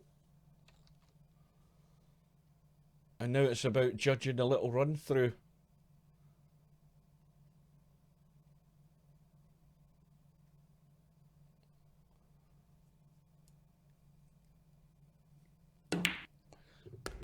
Well, he's played the draw, and he's going to have to play another good one. He's playing everything at distance here, and this is a crucial one.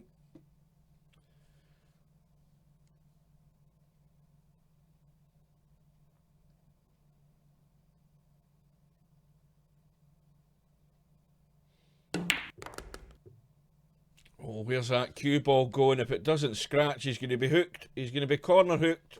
Is he? Oh, jeez. Well, he's got to get a bit of draw in it and just try and leave this 9 ball straight. Draw past that middle diamond. He's not quite got there, but... Well, you sight this up and you pot it. You don't spend 10 minutes looking at it.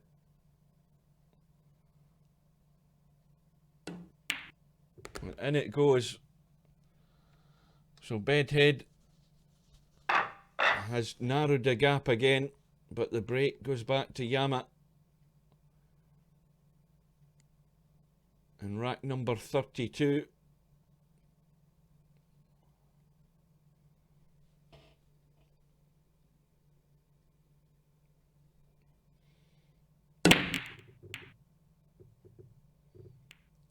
Well, the first break that, when I say break, the first run in this rack is the fact that Yama didn't get a ball in the break. Bedhead's sitting on the 1. The 2 ball is there. The 3 and the 4 are in the open, and the 5 is the problem.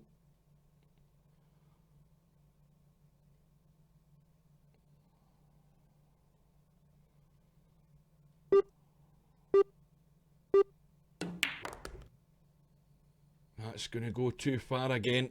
He's going to end up square.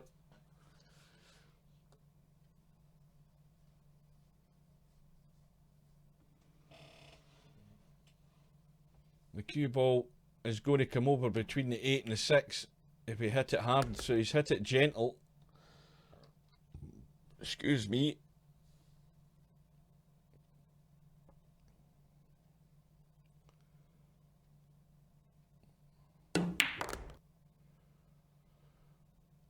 Well, I don't know what he's going to try here with this, because he's pretty straight. He's going to have to leave himself high on the 5, like that way, or draw into it if he can get a break. Well, that's the break. That's a beautiful split. He's got to back it up now.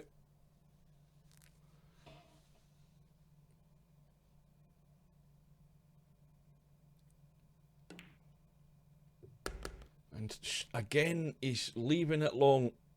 He could have come up the table, he could have spun up the table and get the cue ball down here, so he's potting that 6 in there and then just running up for the 7. He's got to do a lot of travelling. And he's going to go behind the 7. Well, it's more work, and this is a pressure shot.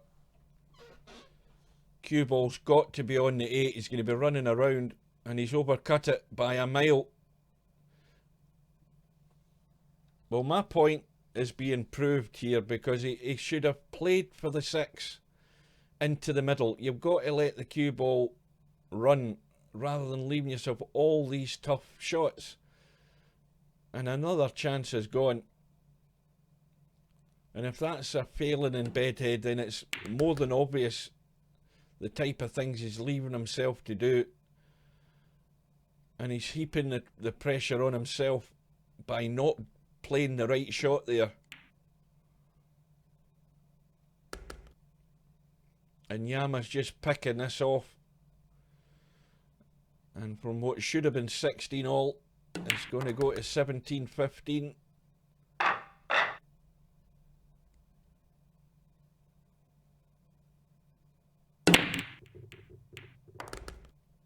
And a ball has gone in. Bedhead's got no shot in the 1.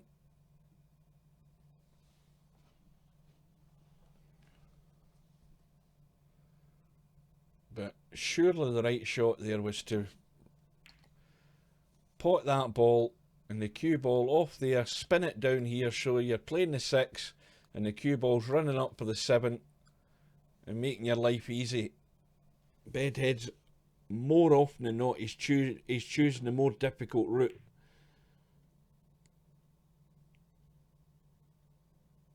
That's fine if you can pot every ball on the table every time, but that isn't the case.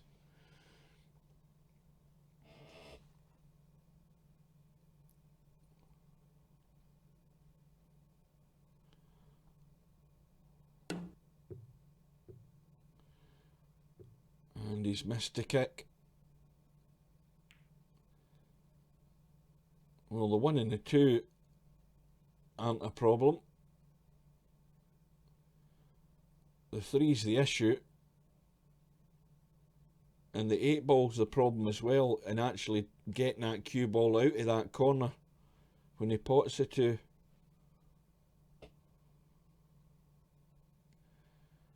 Well, he can certainly play the little split. That's what he's going for, and hoping he's still going to be on this too. It looks like it. The angle that he's putting on this 1. Let's have a look at the 3. Well, what's he going to do? Draw back and play this narrow into that middle pocket? It's anybody's guess what he has in mind here.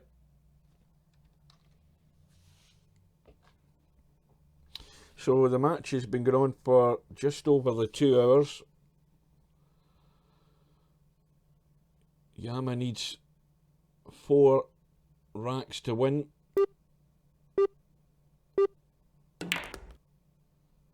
Well, it's going to be the narrow one, or it's going to be the hook behind the 9. And it's definitely going to be the hook behind the 9.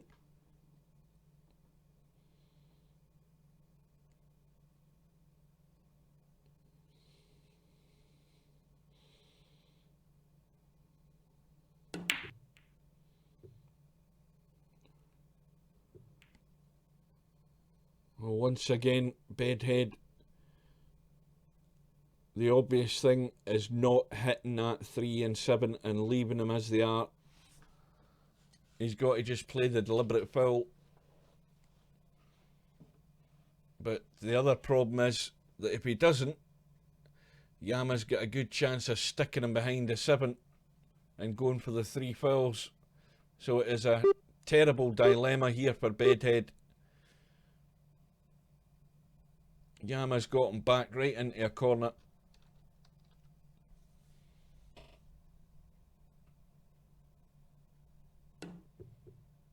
Well, he's picked a line. It's pretty damn good. How's his luck? Well, that's a cracking safety shot. That's an excellent shot. Is the combo makeable? I think that 3's almost on the 7. You can see that it's going to the point of that jaw.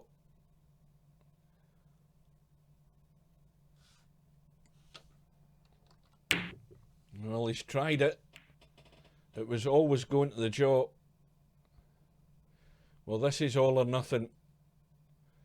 Bedhead can play the bank, or he can play the safety, but there's not much there that he can hide behind the way these balls are lying.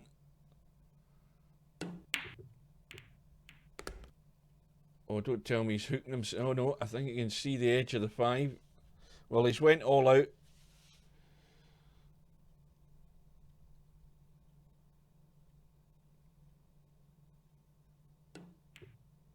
But that, can he benefit from that cracking kick safe that he played there? He certainly deserves it.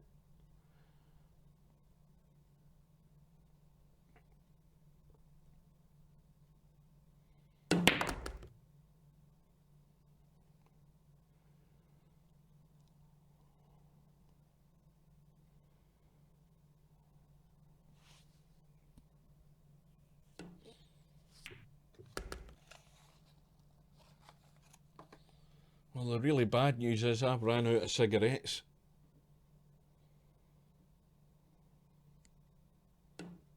That's a tragedy, if anything.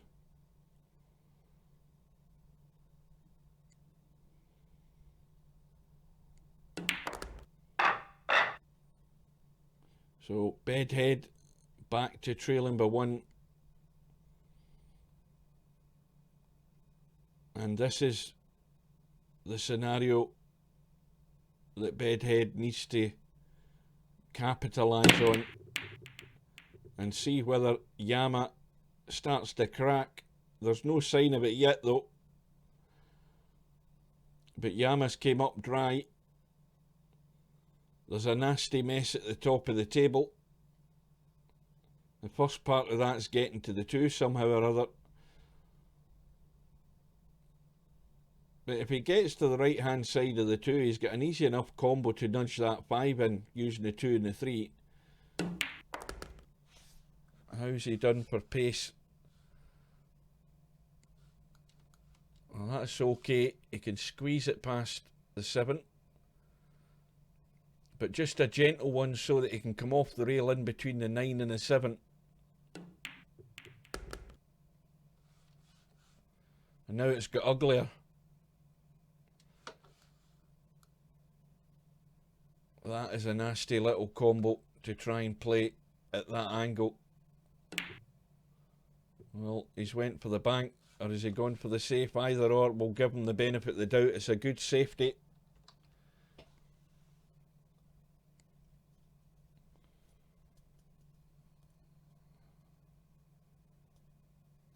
So now we're going to see if Yama can hold it together. Well, the mistake has been made. That was actually a good hit. It was extremely unlucky to brush the 2 and the 9 and then scratch. But it could be crucial. It's ball in hand. They're all there. Bedhead's got to do the rest.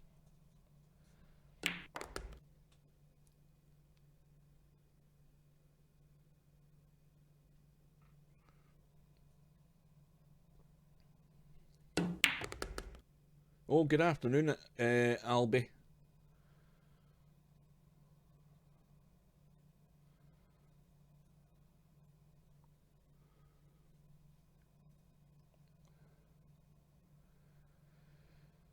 Now, what's he doing here? Well, this should be just simple, just a roll through. And anything but straight on this 7 ball. Needs to get that cue ball into the heart of the table for this 8 ball. How's that look? That's fine. Anywhere up by the right middle pocket will do.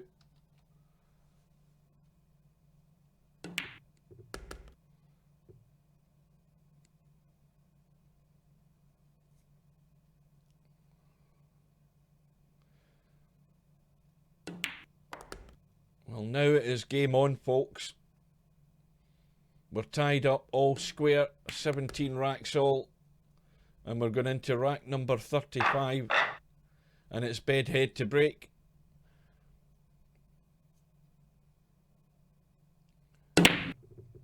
Six ball goes in. 1 ball's going to be hanging over the corner pocket, but he's going to have no shot in it. He's going to have to try and kick that off the rail. And this is... Or can he see it? Yes, I think. Let me go back down there. We can see enough of it. I didn't think he could get enough of it. He can just get past the 8, no problem. I'm beginning to get excited, folks. You'll forgive me. Well, that's unlucky. Drawn straight into the 8.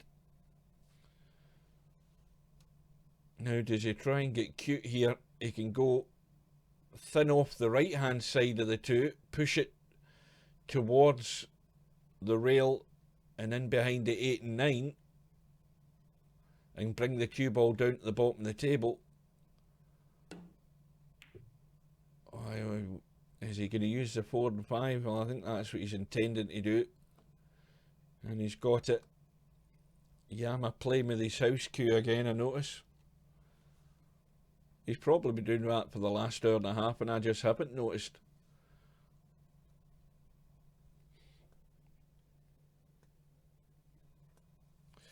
So Bedhead has got Yama in trouble. And now Yama might get lucky here and kick this in off the 3. Well, he actually hit the rail and kicked in behind it.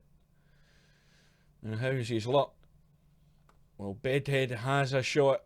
And this is a shot and a chance to go into the lead.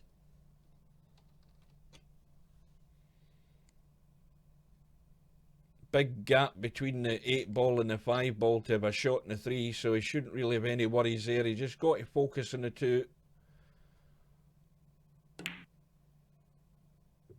And in it goes. And it's going to be a long 4 as well, into the same pocket.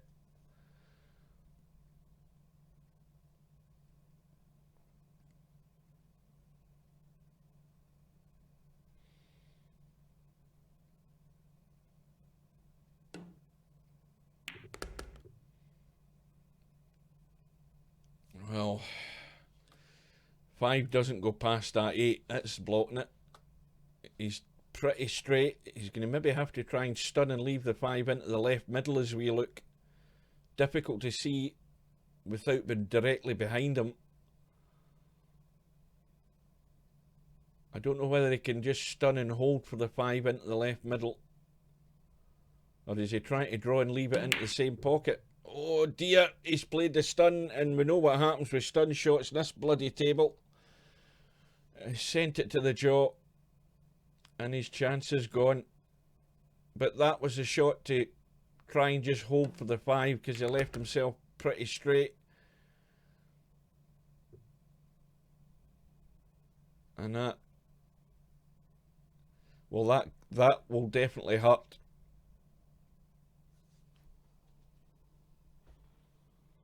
Well, Yama's got a cut back here, but in all honesty, there shouldn't be a problem getting on the 7.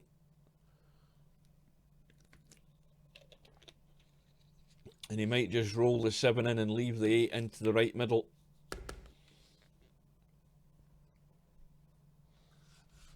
What's he done here? Well, he's got an angle, but probably just a wee gentle one. Yep. So Bedhead had a great chance to take the lead, and he just can't get there.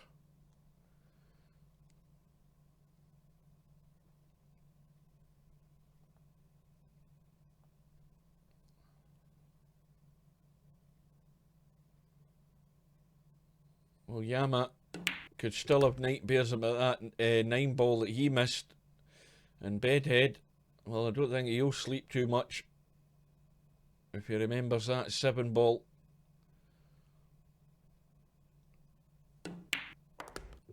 But it's Yama that goes back into the lead. 18-17. And we're now into rack number 35. And Yama breaking with the lead.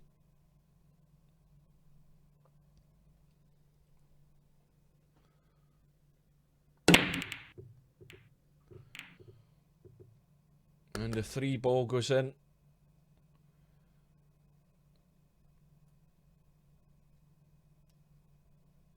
He's surely got to look at playing the safety. He's got a cut in the 1. And he's more than likely going to split that 4 and 5 up. And there's a chance he could still have a shot in the 2, but that's a big risk to take. I think he's trying to... Well, he's played the split. Well, it's worked out perfect if he can see that ball.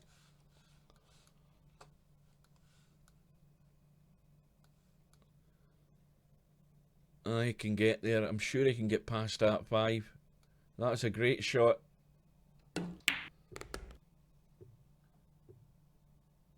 Well, this is going to have to be another good one. Yama is putting the foot on the throttle here a little bit.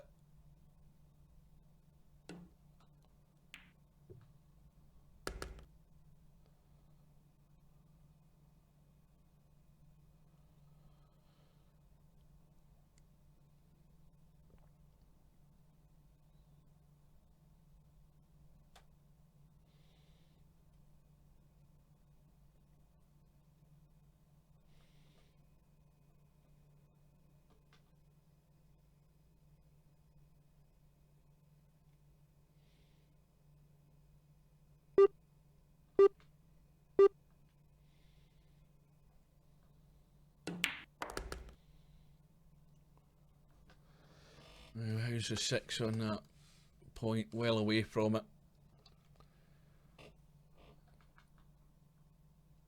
Sure he can just spin behind that 7.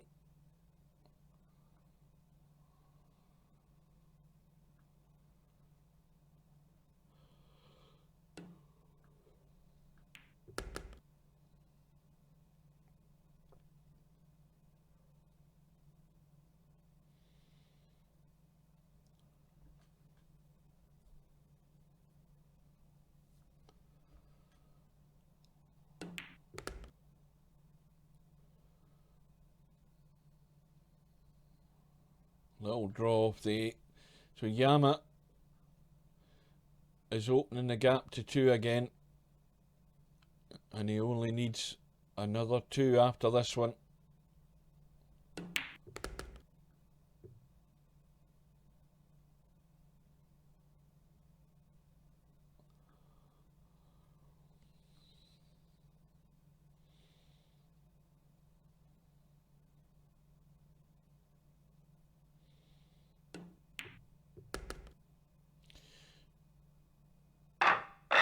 And the break is back to Bedhead. And needs something here.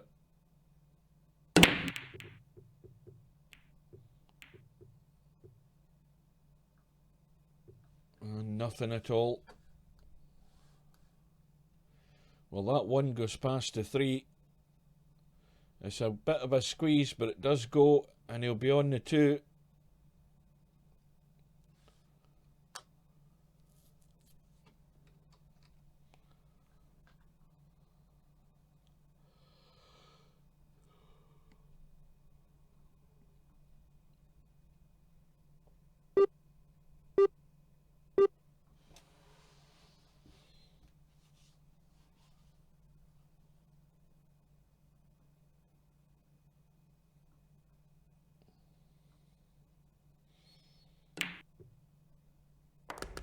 And it goes clean.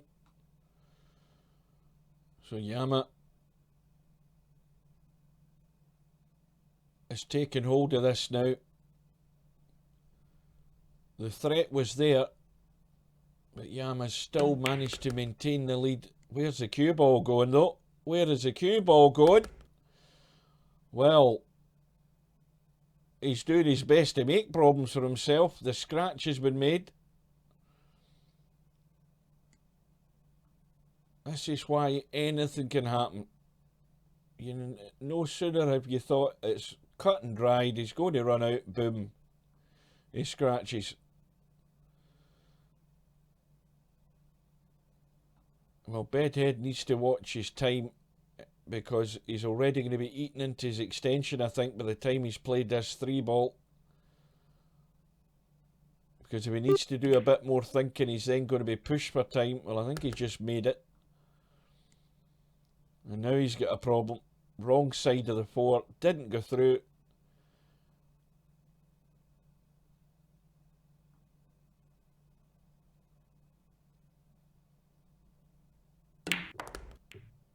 Well, that kiss in the 8 has done no favours at all. And he's out of line again. Now, he had another big margin of error to get this side of that ball. If he played it right, he would have been there. If he'd overhit it, he'd have been there. He'd have still had a shot. And immediately, that failed positional shot has put himself in trouble. Where's the 5 going? It's going to be hanging over the pocket. So Bedhead's chance has gone again. So he's nobody to blame but himself. Self-inflicted positional errors have cost him a good few racks. And Yama's just picked him off in those incidents.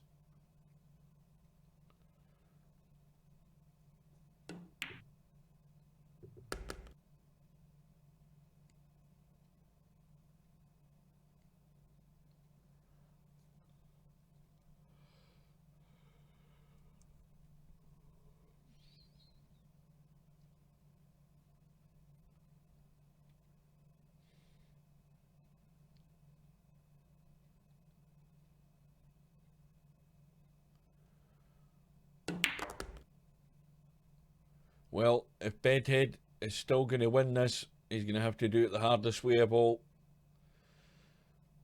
Yama is about to go to the hill, needing just one more rack, provided he can get this 8 and a 9. And Bedhead will need everything, including a miracle. Well, that 8-ball again wiped its feet. It's gone in. The 9's off the rail, no problem. It's 20 racks to 17.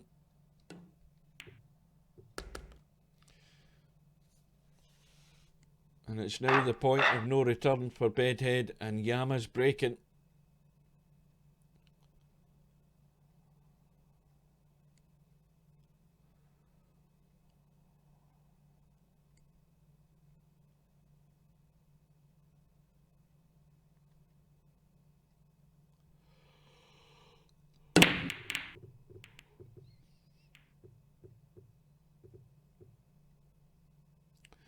Well, no joy. And no real shot for Bedhead.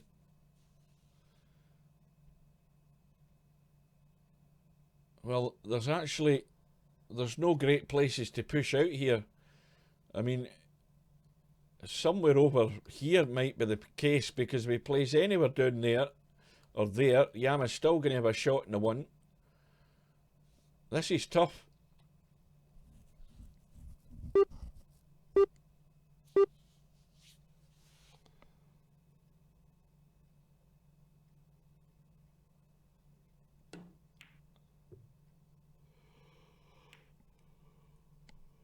Well, Yama can't get behind the 2 to play a 2-9 combo. I think he's going to come off the rail and come in between the 2 and the 9. But this is his chance to run out for the match and for the tournament.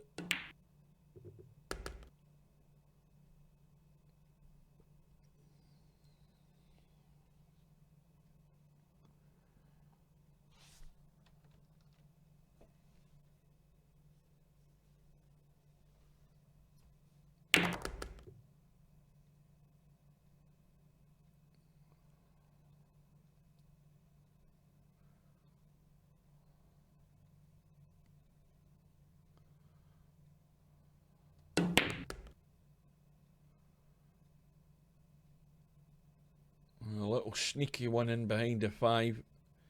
As long as he doesn't go too far, he'll have a shot.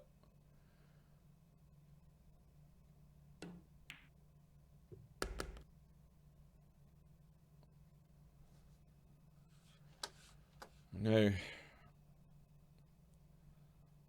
he's close to the rail. There's not an awful lot he can do here. He could play with a bit of inside and try and come in behind the 7 again and leave the 6 long, but he can run off the rail and come through. Well, he's trying to dig into it to maybe nudge into the 7. I'm not sure what he's doing. Or nudge up the table to the middle pocket. Well, he's got up the table. And now he's sitting pretty well.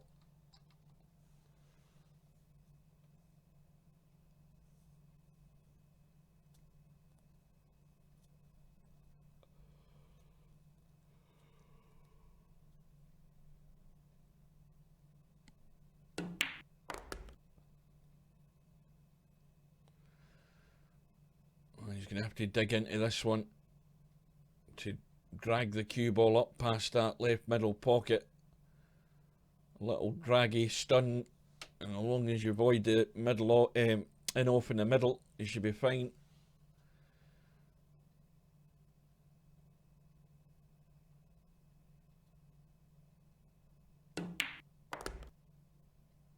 And he's just avoided that.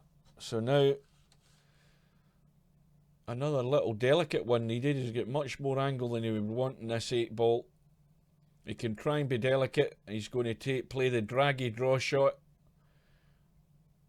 to just stop the cue ball from running too far away.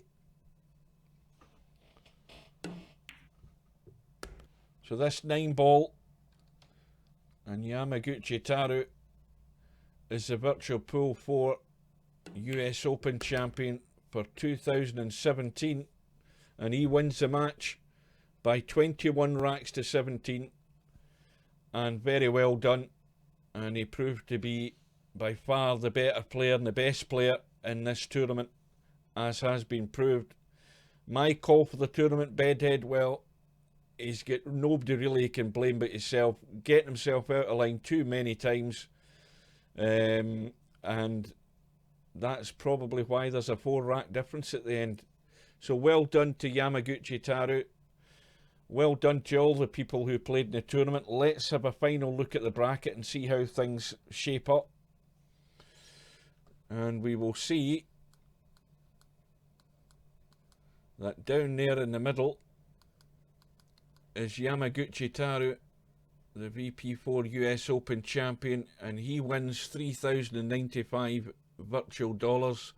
The runner-up, Bedhead, gets 1,545, and the payout goes right down to, where are we in the one loss side? Let's have a look. Goes right down to round 6 in the one loss side Players that finished 11th to 16th can at least get 200 odd back. So that's how it looks. Whether or not this will be run next year, we don't know. But I want to thank everybody for watching. Thank you for your company. I hope you enjoyed it, and I hope we will see you again soon, sometime, no doubt. If there's another big tourney on, I hope to get it. I've got most of the matches, or most of the big matches in this one. And another thank you to the players who kindly cooperated and managed to set their matches at times that suited me for the streaming. No thanks to Larry. He deliberately chose the middle of the night his time, so I couldn't get them. But other than that, it's been quite a good tournament. I don't think I like the alternate break too much when it's a 9-ball tournament, but that's by the by. And I still think it's far too short a run. I think that tournaments like this need to have a good, decent run. A race to 11 and the 1 loss side's a bit of a joke, because it just does not give a chance for a match to ebb and flow. But it has ebbed and flowed. We've had 2 good comebacks, but I still like the longer runs. I don't know about the other guys, but anyway, it's been good. There's been fairly good standard. There might be a bigger turnout next year if we're still here, and if Virtual Pool 4's still around. And until next time, I will see you soon. And thanks again, folks. Thanks for your time.